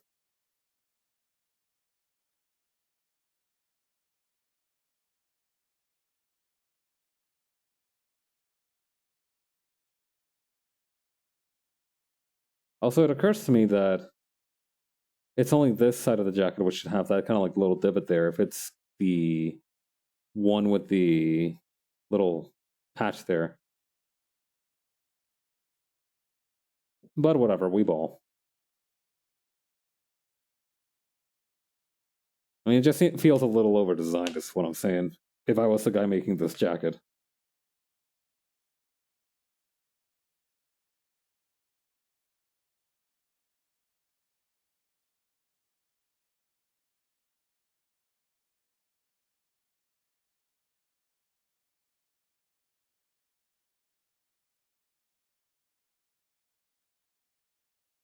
Okay, and then we're gonna have it here.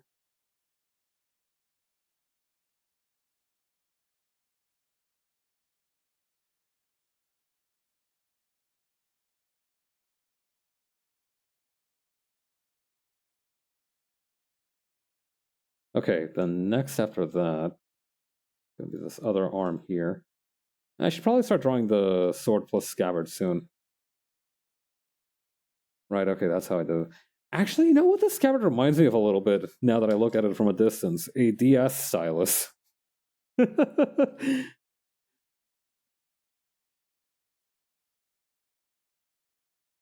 the next Jujutsu Kaisen character is gonna be some dude who uses a DS stylus as like a sword.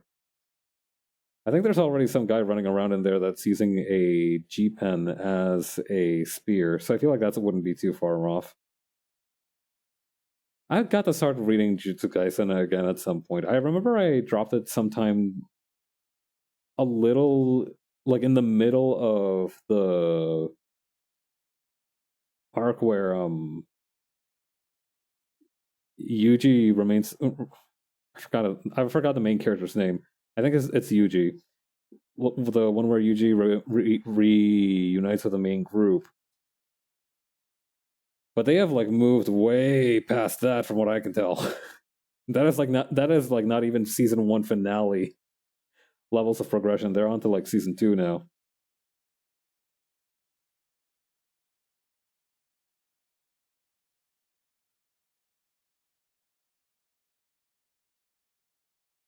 Yeah, I've watched a couple of those like animated manga panel animations. I don't know how to describe them. They're like these animations that aren't really animations. They are just using a bunch of different effects to.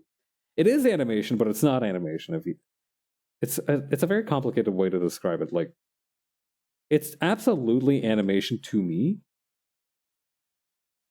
but it's not what you would think of normally as animation. It's like taking panels from the manga and animating them using like special effects and then putting it to music. I've been hooked on those recently. They're very hype. There we go. That's what I need.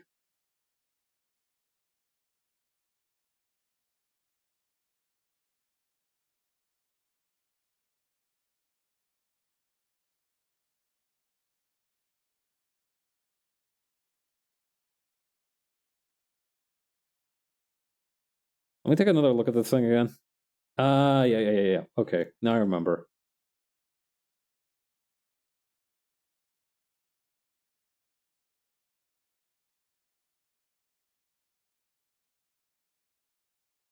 Like I said, I might need to take a little time to redesign the scabbard for this thing. Because again, originally it's just like a very plain thing. But I kind of want to see if I can't put a little bit more love into it.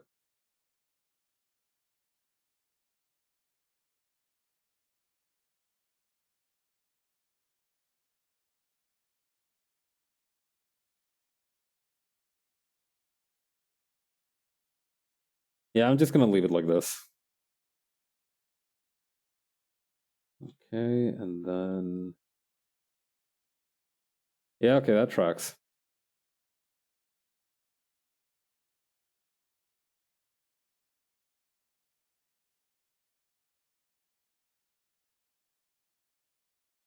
Okay, then 1, 2, 3. I've been trying to count the knuckles on fingers recently. I'm trying to get... I like to think that I'm decent at drawing hands, but I've been trying to get faster at it by trying to be a little bit more deliberate about how I draw them, because now a lot of what I do is just trial and error, right? So I would like to remove some of the trial aspects of that. Oh, that's actually pretty good.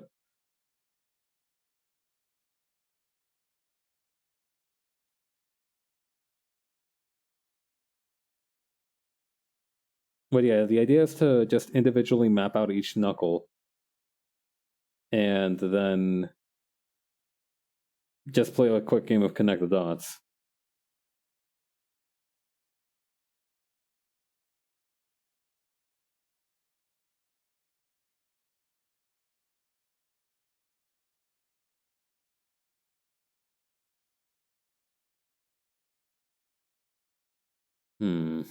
Something about this doesn't seem right though. Let me turn off the sketch layer real quick. Yeah. What about the hands originally? Oh, those are way lower, right? I moved them up. Alright, that's not going to be very helpful. Alright, here's what I propose we do. We bring the sketch layer back, we start making the arm, and then we draw the hand based on that. A little bit of reverse engineering. That's what we're going to do. What do you say?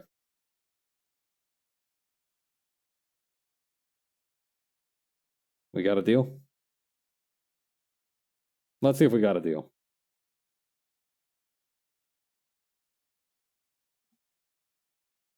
I've got an idea for how to shade this one too, but I will have to wait until I've actually colored it and finished the rest of it to do that.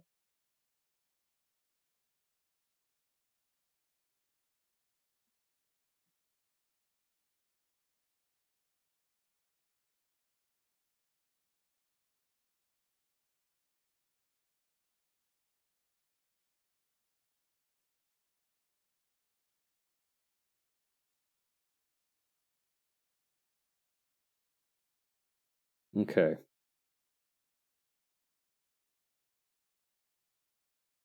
It also makes me a little bit upset that they're basically wearing the same outfit just in two different ways.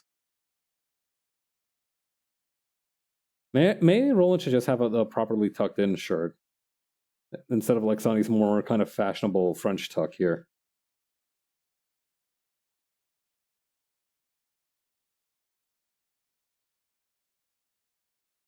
That's another thing that I learned about the French tuck. Why is it fashionable? Similar to the how I was talking earlier about the rolled up sleeves, it also kind of more easily distinguishes each part of your body, which is why I think it's, the tuck shirt gives you a clean like body line, right? But using the French tuck makes it a little bit more casual. Doesn't have the same kind of like dorky connotations as like having a properly tucked in shirt does. It's a little bit rebellious. It's a little bit cool.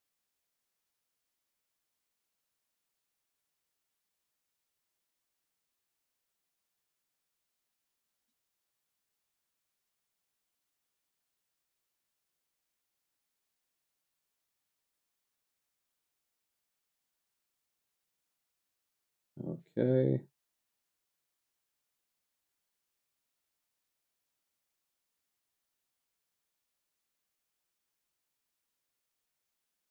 Right, so these parts here.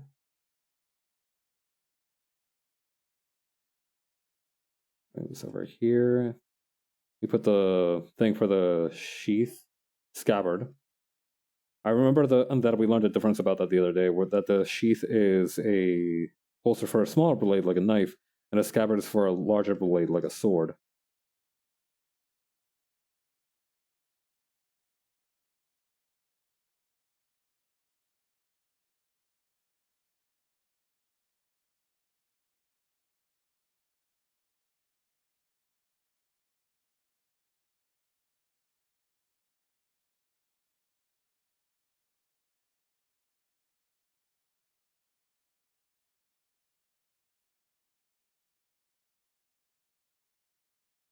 I should probably draw his head at some point. I don't know if I should maybe I should take a little break from the hip area and then focus on the head for a while. Did I miss any details for Sunny? Just the logo on her shirt, I think. And that I can just do with the... we can do it now.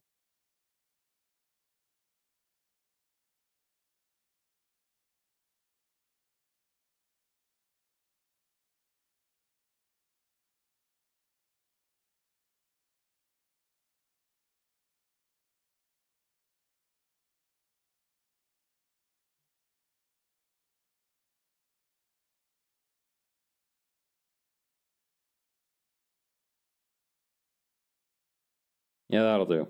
And for Roland, finishing up the logo over here.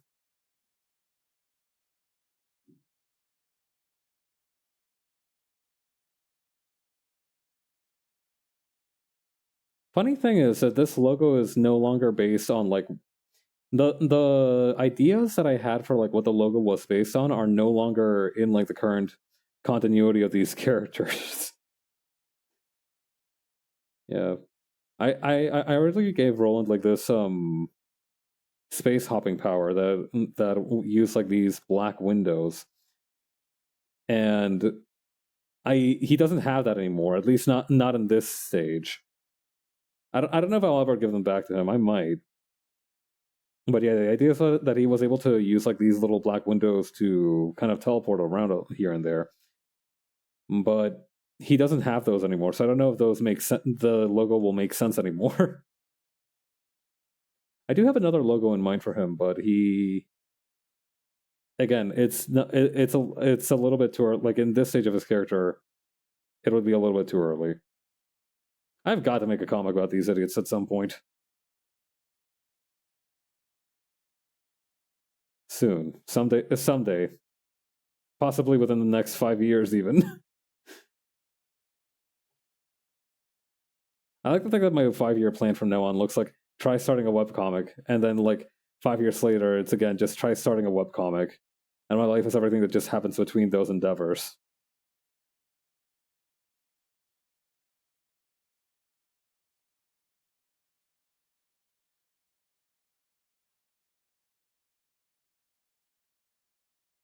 It's important to stay busy, right? Try out new projects, do new things. I'm worried that if I do one webcomic, I'll be too addicted and I'll start another. That's what seems to happen very often is that somebody will make like one webcomic, and then while they're still working on that webcomic, make another webcomic, and then they will update both at the same time for like a year or so before they're like, yeah, no, I got to take a break. My wrists are literally starting to destroy themselves in thermonuclear fire. I am engaged in a cold war that's soon to go hot with my tendons.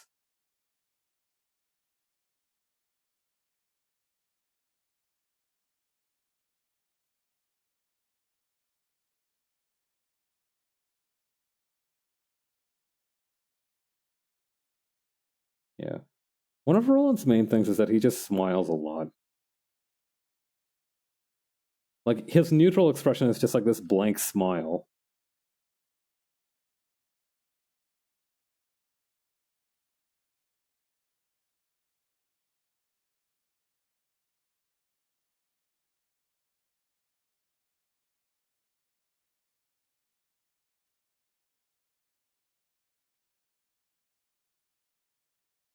Come on. There we go.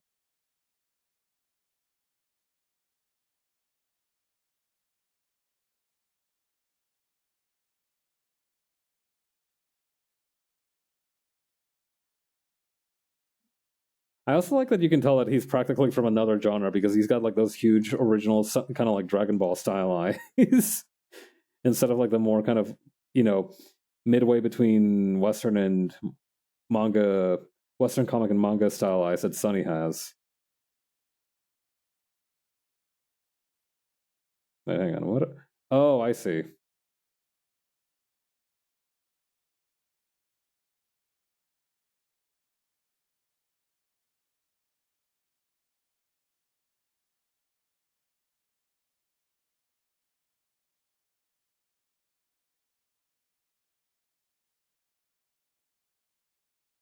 Okay, then over here.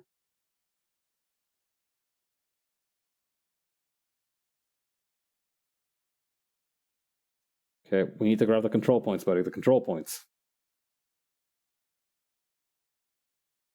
Yeah, something about those eyes doesn't seem quite right.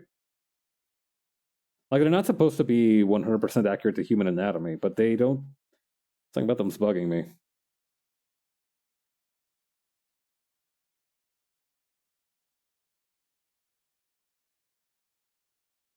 It's also the nose. Hang on.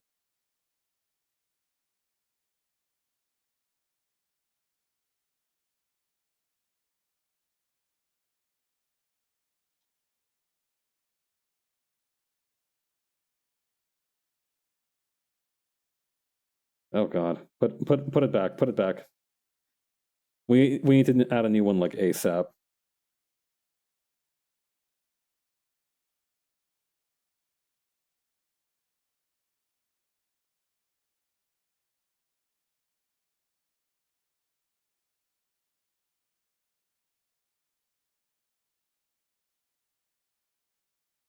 I think that the eyebrows are too high now. That's definitely helping a little bit.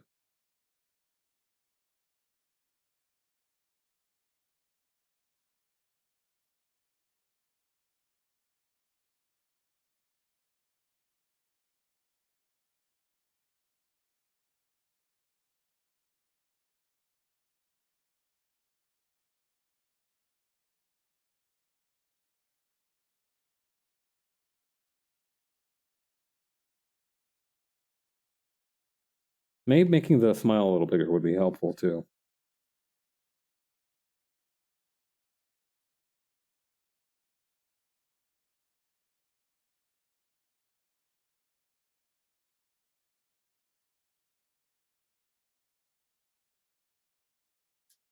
I forgot to switch back the color after I accidentally grabbed the gray, my bad.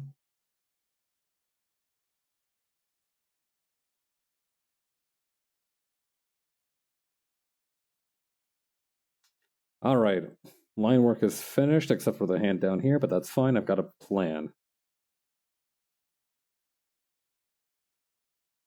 I say, as I most certainly don't have a plan. What's my plan? Well, the plan can hold off for a little bit. Let me just finish up this part here.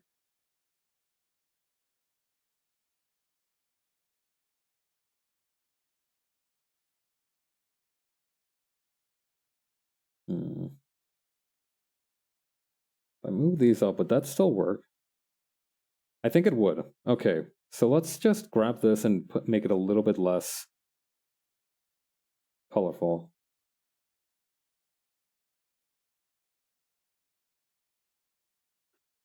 Yeah, I'm not going to try to intercalate each knuckle again. I feel like that technique I need more time in the oven before it gets whipped out again.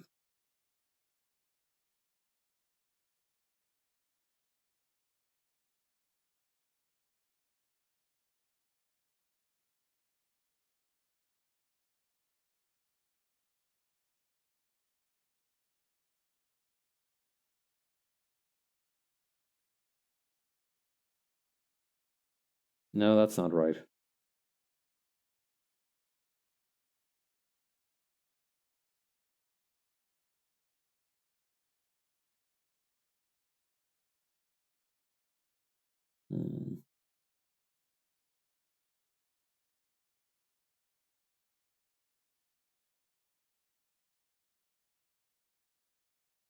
Okay, let's try.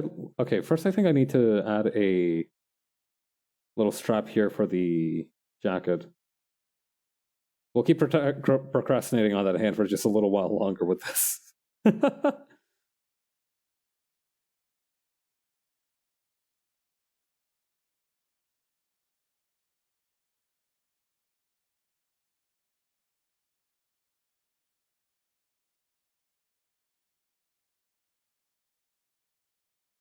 Okay. What if I bumped up the stabilization? It's a little low right now. What if I tried that? It's still a little wonky. A little more?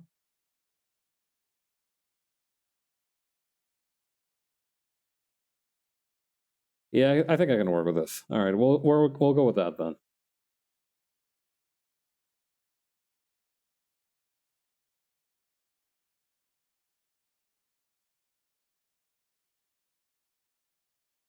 Maybe a little bit slimmer here.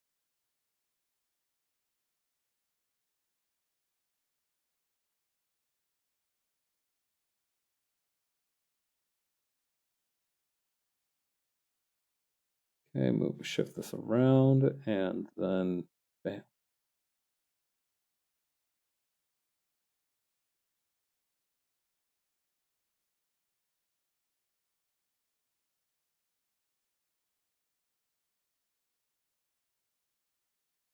Oh yeah, I also gave Roland some yellow fist straps that he wears as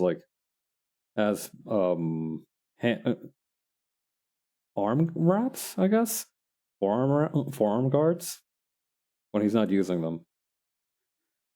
All right, let's get to the coloring part, and then we can do a little bit of something with the.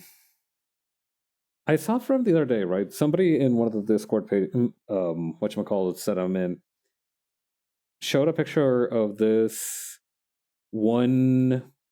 I think it's a Black Canary comic that had some interesting shading that I want to try and use. So let me put that up on screen here. So I want you to pay attention real quick to the ninjas in this picture in particular, and also the background too. Because I want you to pay attention to the fact that none of the ninjas have fully shaded parts. Right? Like the composition is communicated by the different colors. Like you can tell that this ninja is closer because they are bigger and they have like a darker tone to them. But notice that like at most they have like a little bit of black point and some hatching here and there. They don't actually have any shading, so to speak. Any shading of how we consider it in the traditional sense. Again, like there's some hatching here and there, but besides that, this guy isn't really shaded, so to speak.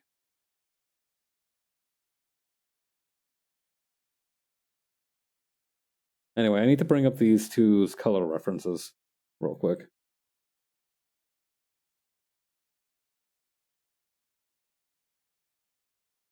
Yeah, okay. I see that I at least kept the black and yellow for rolling on this version.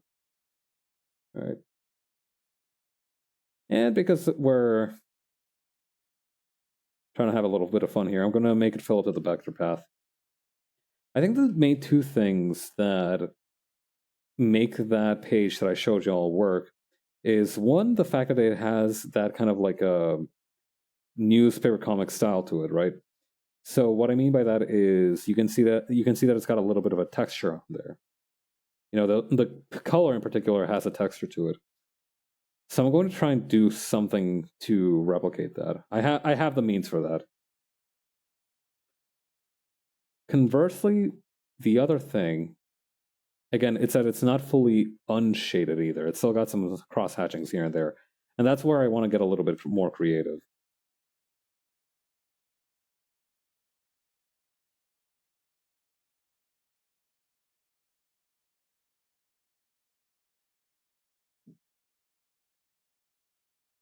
Okay.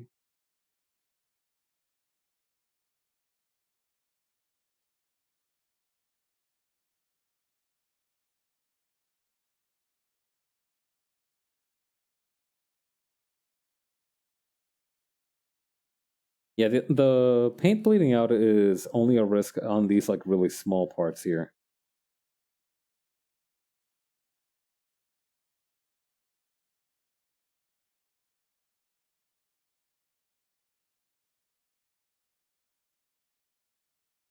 Okay, there we go.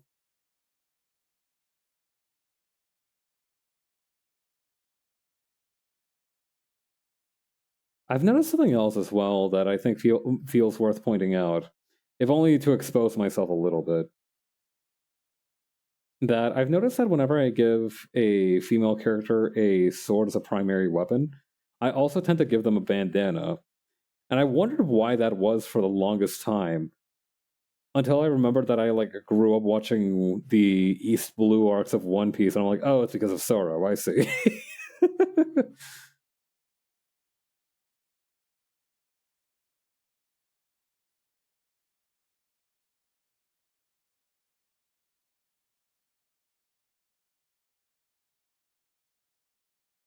I don't remember. I don't remember when it was that I realized it, but I did realize it eventually.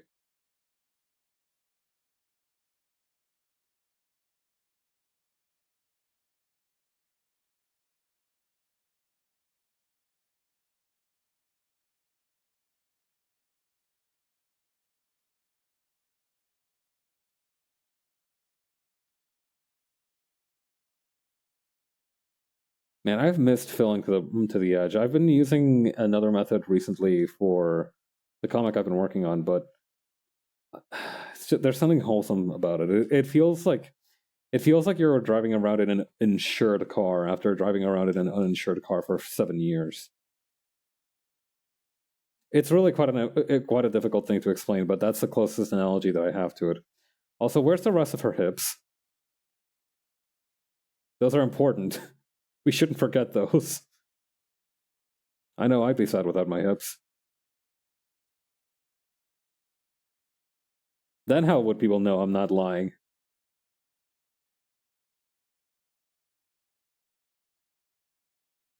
Oh, yeah, I need to draw the whatchamacall pant seam here in the middle.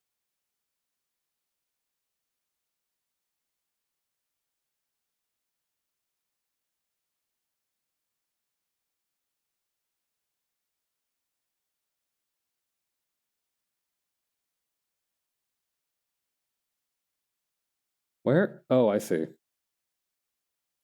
I was wondering where everything went for a moment.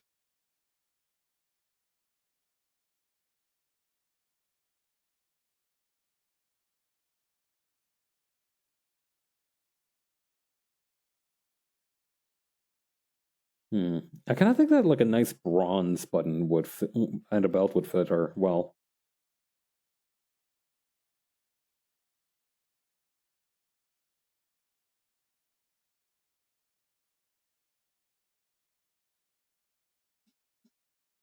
I just need to draw on a few extra things on her. First, some freckles.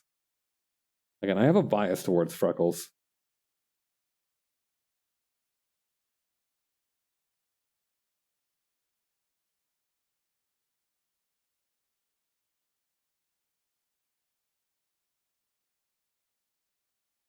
Okay.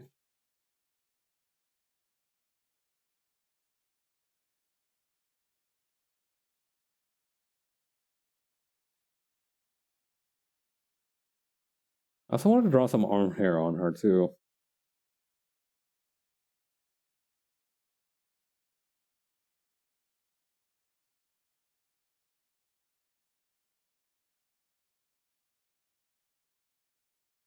Alright, then after that. It started feeling weird after a while that none of my OCs had arm hair, so now I'm just putting it on whoever I wanna. Which, as it turns out, is most people. We need to. I understand that it's usually for the animator's sake, but we need to abolish the skinny anime dude with no arm hair trope. Alright. Put some endocrine glands on that beast.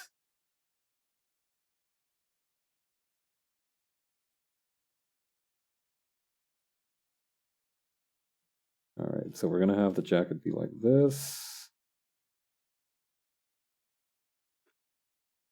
I really hope nobody tries to claim this is a DS stylus, because I'm not sure I would be able to beat the allegations. Wait, no, it would just hang out like that then, wouldn't it?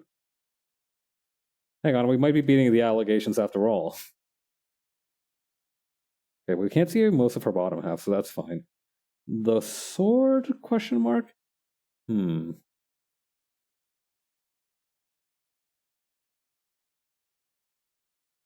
I think it would be a good idea to make it look like a wooden object.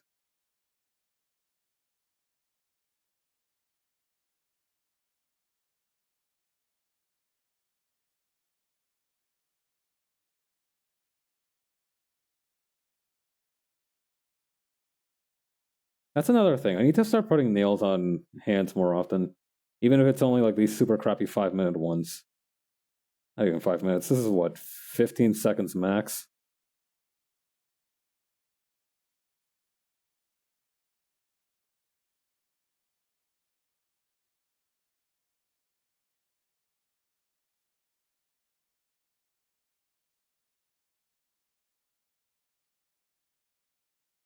Okay, then white shirt.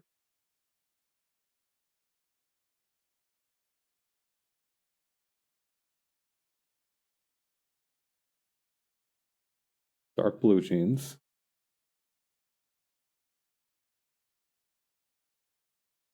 Let me bump up the size of the brush here a little bit so that we have a little bit more coverage. We have a belt? Yes, we do. Praise the heavens.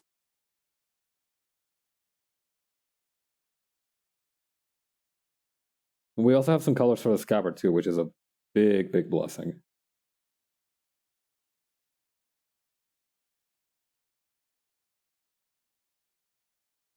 Cannot emphasize how useful that is.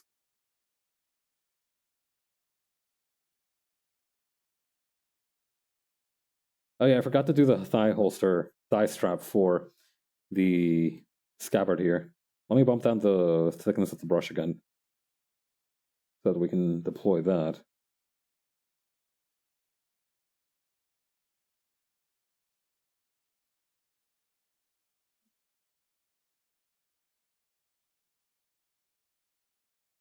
Right, there's like 80% of this body still left of color.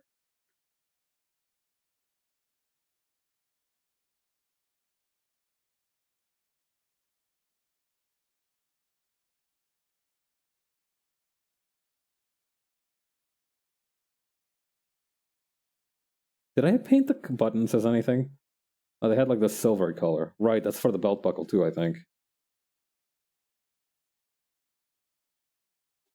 I don't know why it didn't make them gold, but I think having too much gold on there is a little ostentatious. I feel like that would practically. I feel like if you have like a gold buckle, gold pins, gold stud, and everything, I feel like at that point you're trying to like communicate something about yourself in gold, right? Like at that point you're starting to veer dangerously close to like Bond villain territory with regards to the obsession over a mineral or perhaps a metal that is frequently deployed as an alloy.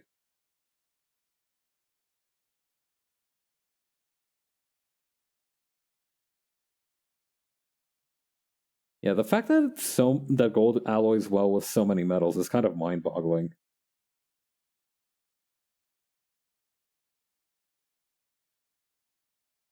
I don't know much about metals. I don't know how easy it is for them to alloy with other ones, but it seems like gold is like really good at doing that from what I hear.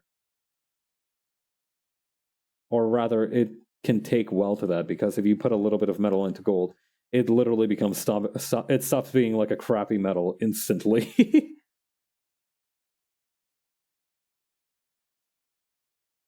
Again, Sunny's expression here is a little harsh. I want it to be like a little softer.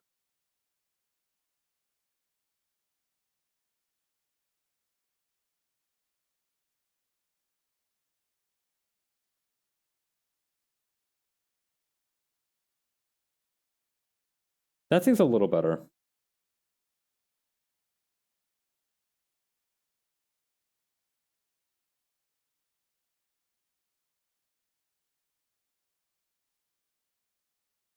Yeah, all right, those are my knuckleheads. Okay, so now it's time to deploy a couple of the things that I talked about earlier. So one would be that kind of paper whatchamacallit. So that's what this RSCO thing that I bought a little while ago.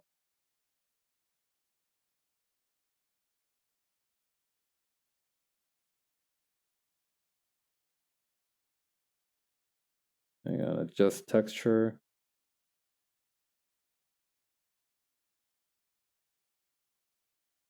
Yeah, I think that'll be good for like a final pass of it. For the time being, let's focus a little bit on the shading aspect of it. So again, we're trying to go for like very simple shading styles.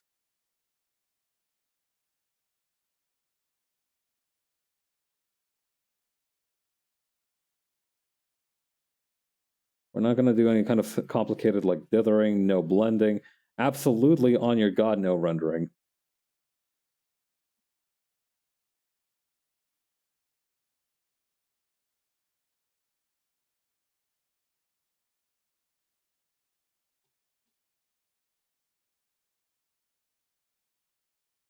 So yeah, I think it's going to be a lot of like of just this, right? Just a little bit of darkness over here. Maybe on this part too. I don't know.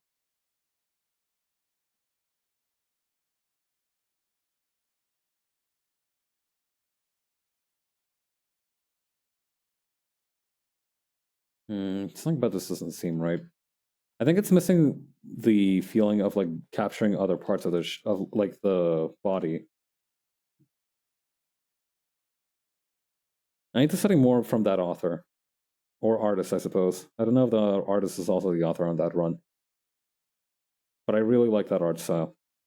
I want to learn more about it.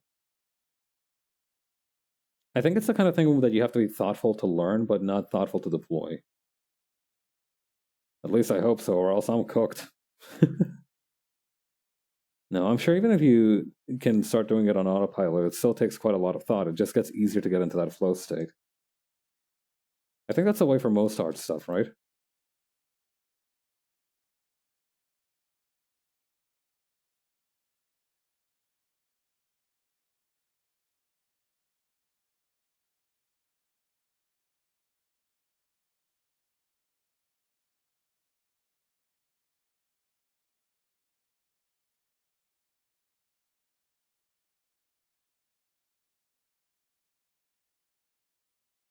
Hmm.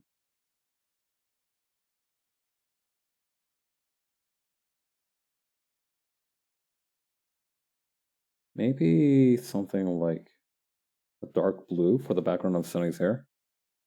No, I feel like doing too neon makes it look like dyed. This might work. Mm. The problem is then that the reddish tint to it is lost in the process, which is a shame. I think this will do. Somewhere where that technique that I was thinking of, let me take another look at it real quick. Hmm.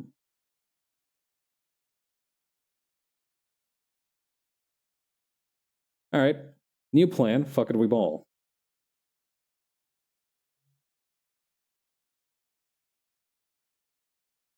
Holy crap, it's actually working. Or actually, it's a little early to say, but I think we might be back.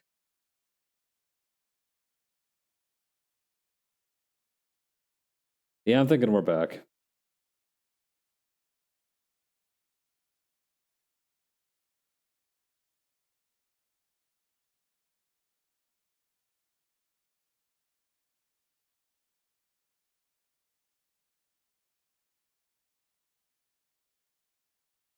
Okay.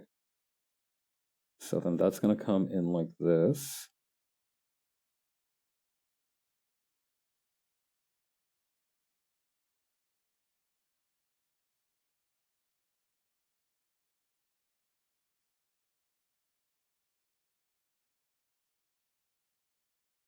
Just a little bit of cooking right here and there. Sunny's going to need a little bit of shading on her skin. That's too red. That's a little bit too red. That just looks like she got sunburned on one side.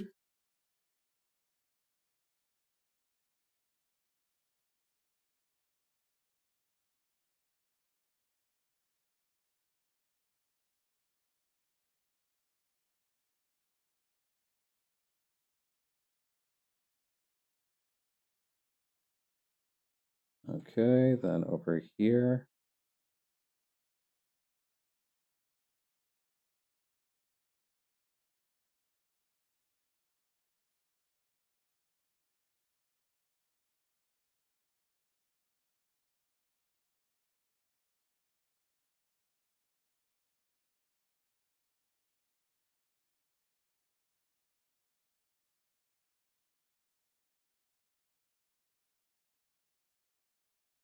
Hmm. I'm making the exact same face as Sunny right now. I can't figure out if this mouth seems correct to me.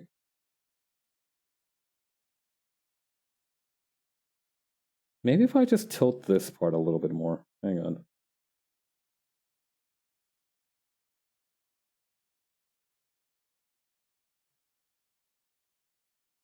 Maybe if I raise her eyebrows a little bit more too.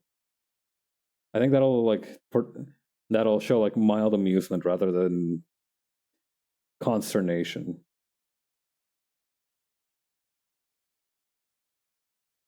Oh wait, what about? Hang on, I've got an idea. If I can just kind of get this to be like so.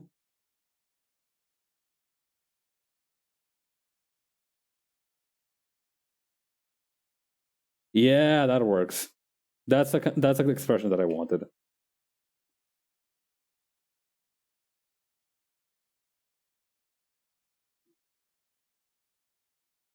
Wrong layer. Let me try that again.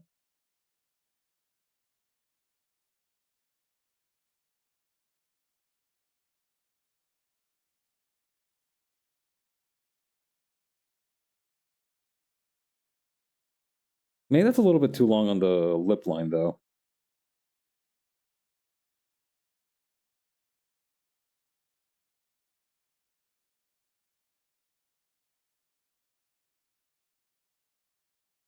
Let's try this. And again, just a little bit wider and higher on the eyebrows.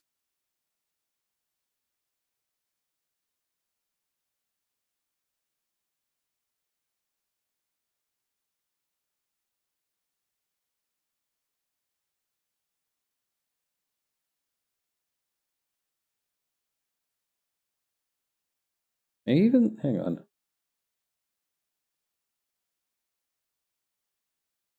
Yeah, okay, that's a better expression even.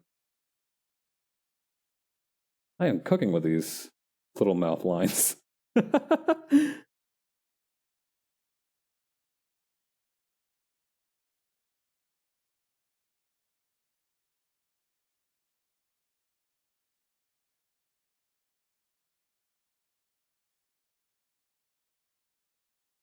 Okay, then for Roland. Oh, we should still shade some of these parts here though.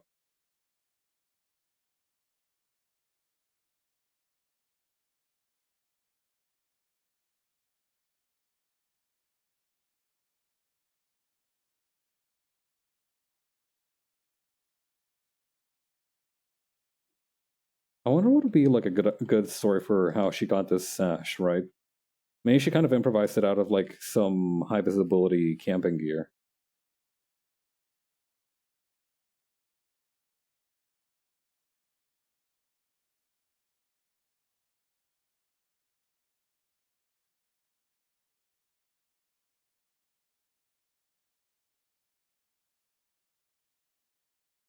Okay, then over here.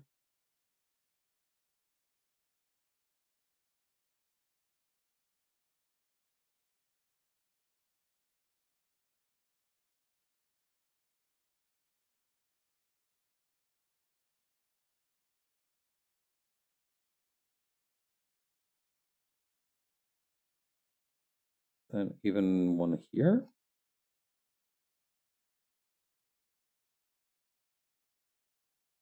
Maybe even, hang on, I've got an idea for something to do. Right here.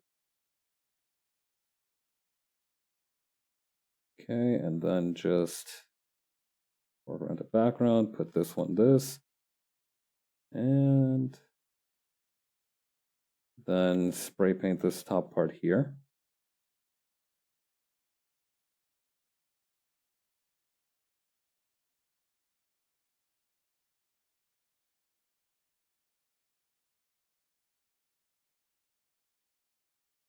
Yeah, that works.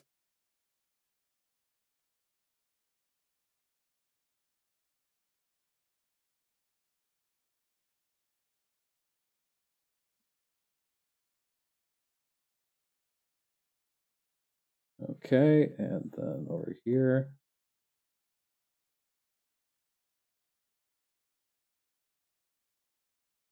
Okay, so now we need a shading color for this leather here. This will do.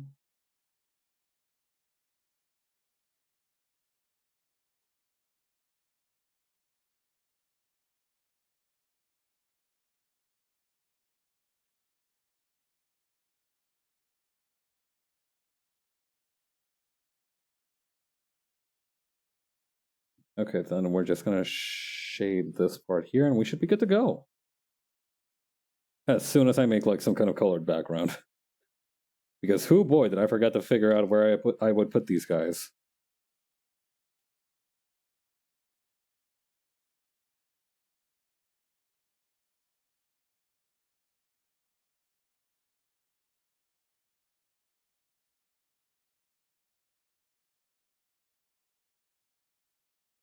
Actually, with this, I should be fine to just, yeah, kind of like that.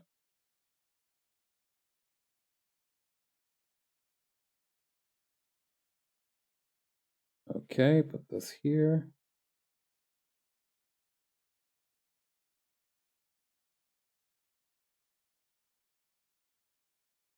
Then over here.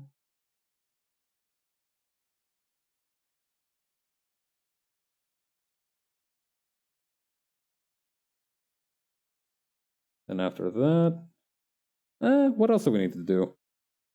His face, probably. A little bit of shading for the face wouldn't hurt.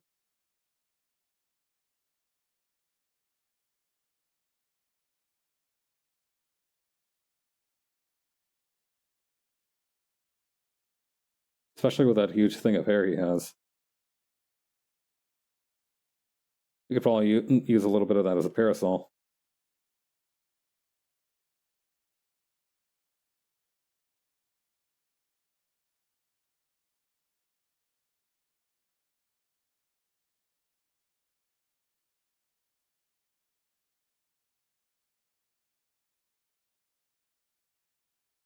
I'll use this to do his inner eyelid or his inner iris.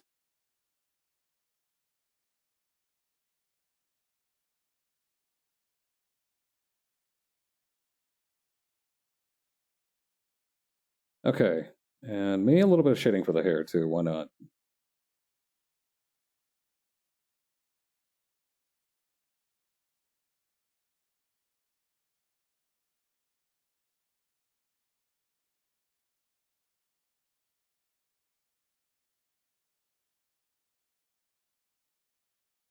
Maybe a little bit for the scabbard down here too. Can't forget Sunny's sword too.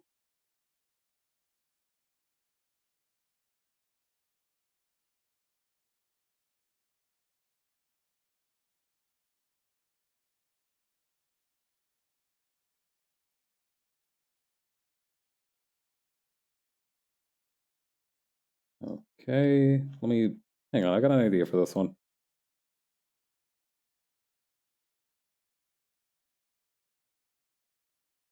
I will say, if there's one thing I think I haven't learned a lot about, like, I don't know how much I've learned about making drawings since I started the comic, but I will say the one thing that I've learned how to do more than anything is to use different shading styles to communicate different textures and objects. That's been a real big benefit.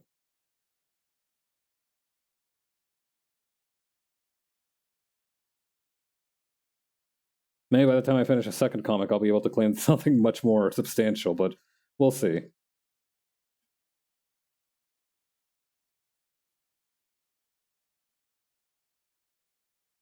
So I think maybe the shading on that hand is a little bit too, shall we say, zealous.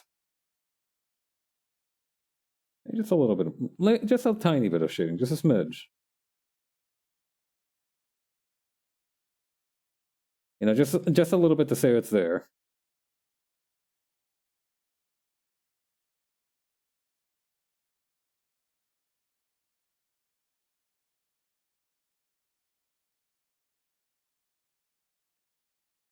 Okay, and then, oh yeah, one of those textures in particular being metal. Learned a lot about metal shading, which is cool, which is good because metal is a very useful substance to know how to shade.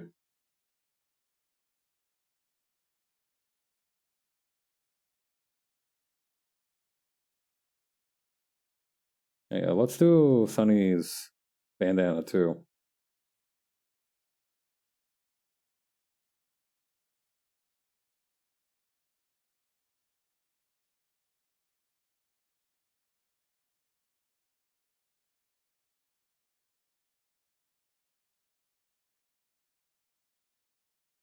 Okay, then after that, are we cool? I think we just need to do a solid color for the background.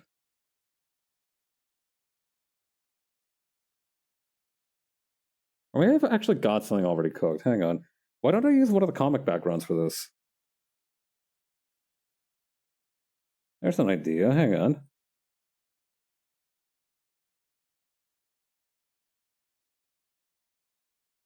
Yeah, all right. Hang on. I know just a thing. All right, we're gonna grab the background from this panel here.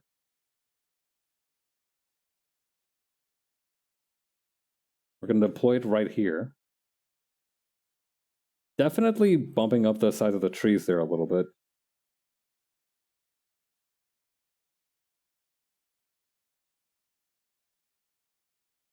May less so. Or maybe even more so that it's more visible. Hang on. I feel like I would like to be able to see at least a little bit of the sky. Maybe if I kind of like really stretch them out like this. Yeah, no, that's not happening. All right. Plan B. What's plan B? Shit, what is my plan B actually?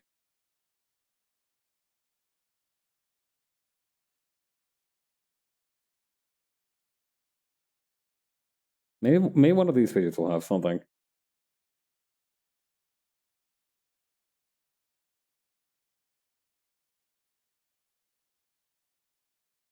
I think maybe this bottom one, it might be it.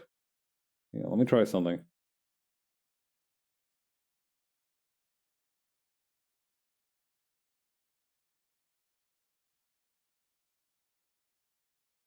Okay, bump this all the way up.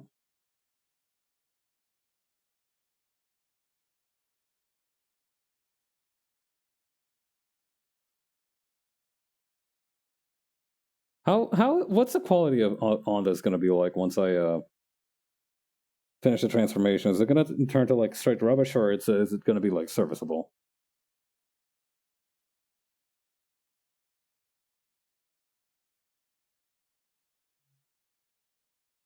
I suppose it remains to be seen.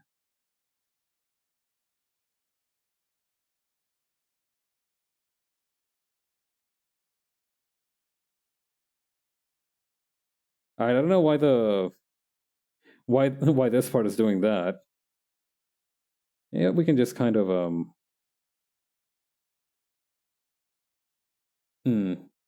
choose something else.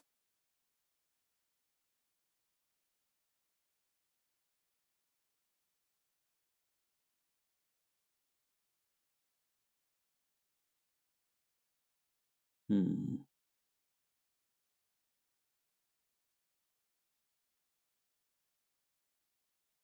The problem is that besides the comic, I don't have a whole lot of backgrounds set in other places. At least I don't think. Let me take a quick scroll through the different things that I've got here.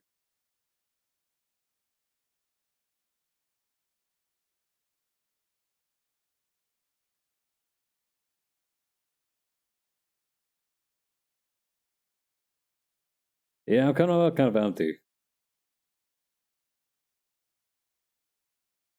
I mean, I could try to find one of the ones that have come pre-installed with Clip, but I feel like that's... Don't know how to feel about that one. Yeah, see, like, they have a bunch of these different, like, backgrounds that just come box standard with it. I think I'd rather just have a solid color gradient, just like in the good old days.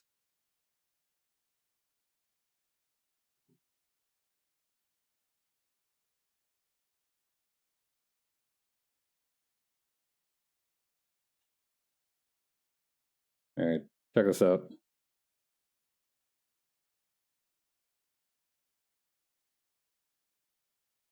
Alright, then we shrink this down by like 40 pixels. Maybe again. One more time.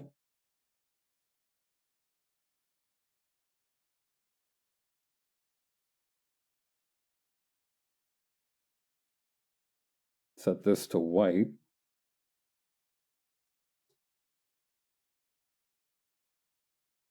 Actually, there's an idea. Why don't I just kind of like...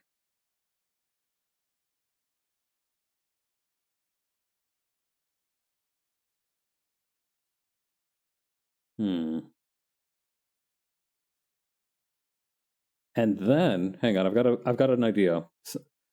Second stage brain blast.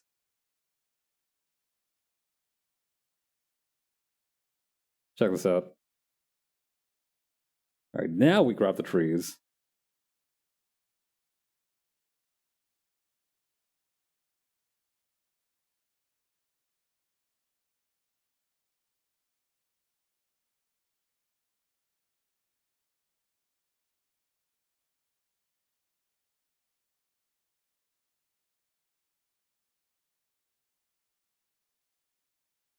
All right, let me merge these guys together.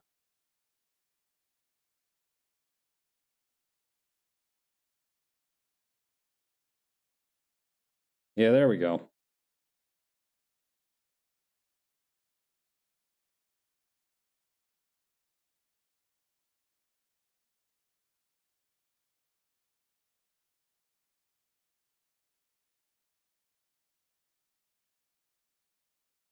Now we just need to make the trees not purple. Let's see. Can we make them green? Oh, that yellow is kind of appealing.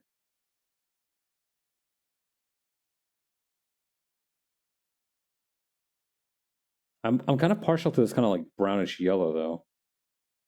Let me see if I can do something with this. Bump up the contrast a little bit.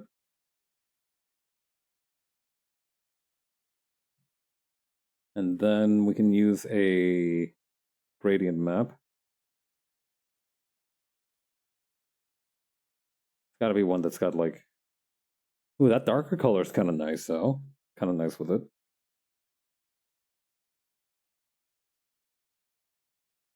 Definitely not that one. This one might be nice.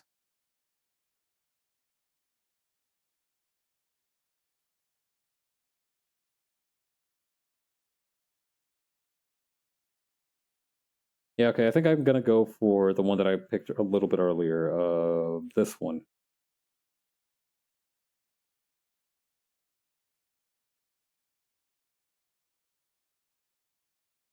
And this way we can lower that a little bit, and then... I don't know what would be a better idea, to shrink them down further so that they aren't as present, or... No, but then the problem is that they show up anyway. Or bump them up, but then it becomes a little bit more obvious that they're just like JPEGs that are being recycled.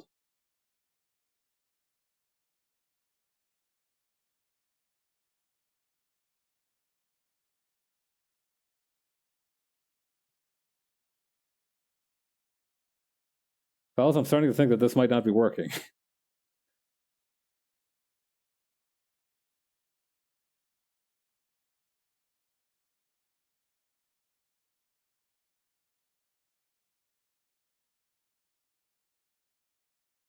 What if beneath that I added like some kind of like dark green underbelly to it? Would that change anything?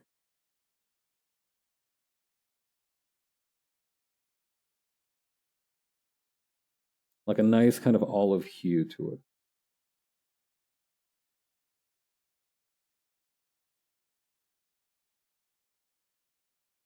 it. It's a little better.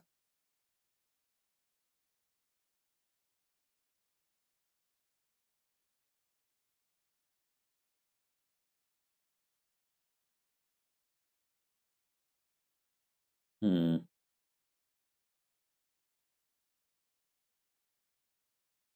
I'm not making them purple again.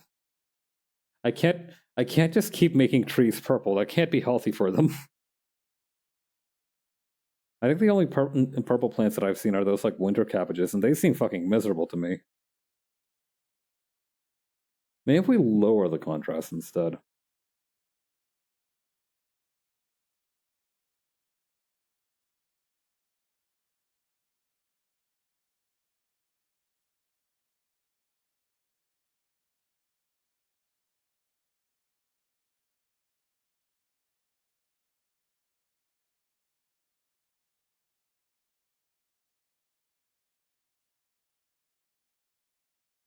And stretch this out a little bit.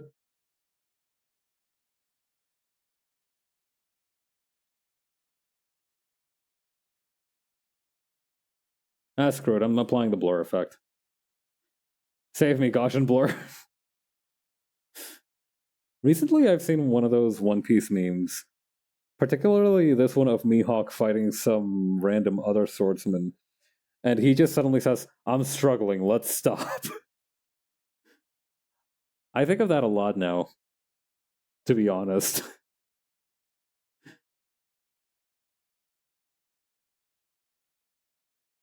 I'm the kind of person who almost immediately tries something else if what he's doing doesn't work out.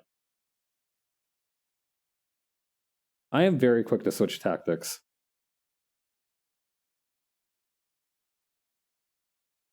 Hang on, what if we used a sepia gradient on this?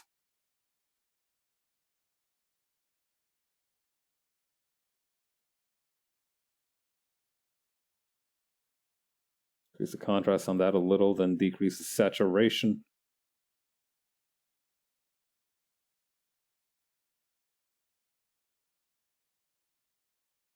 Come on, there has to be... Yeah, something like that.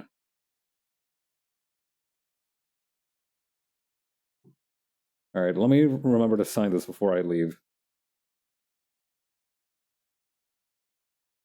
Yeah, I think we're done.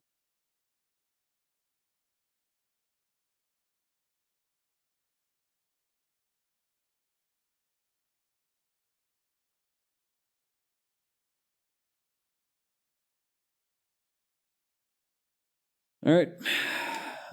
That'll do it for today, I think.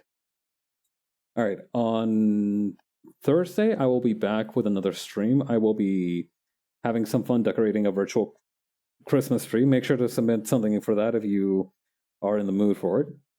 And on Friday, I will be playing a Hat in Time. So, big heads up though. I will be taking a 2-week break starting after this stream on Friday. So that's going to last until around January 8th. So that's something that just to bear in mind.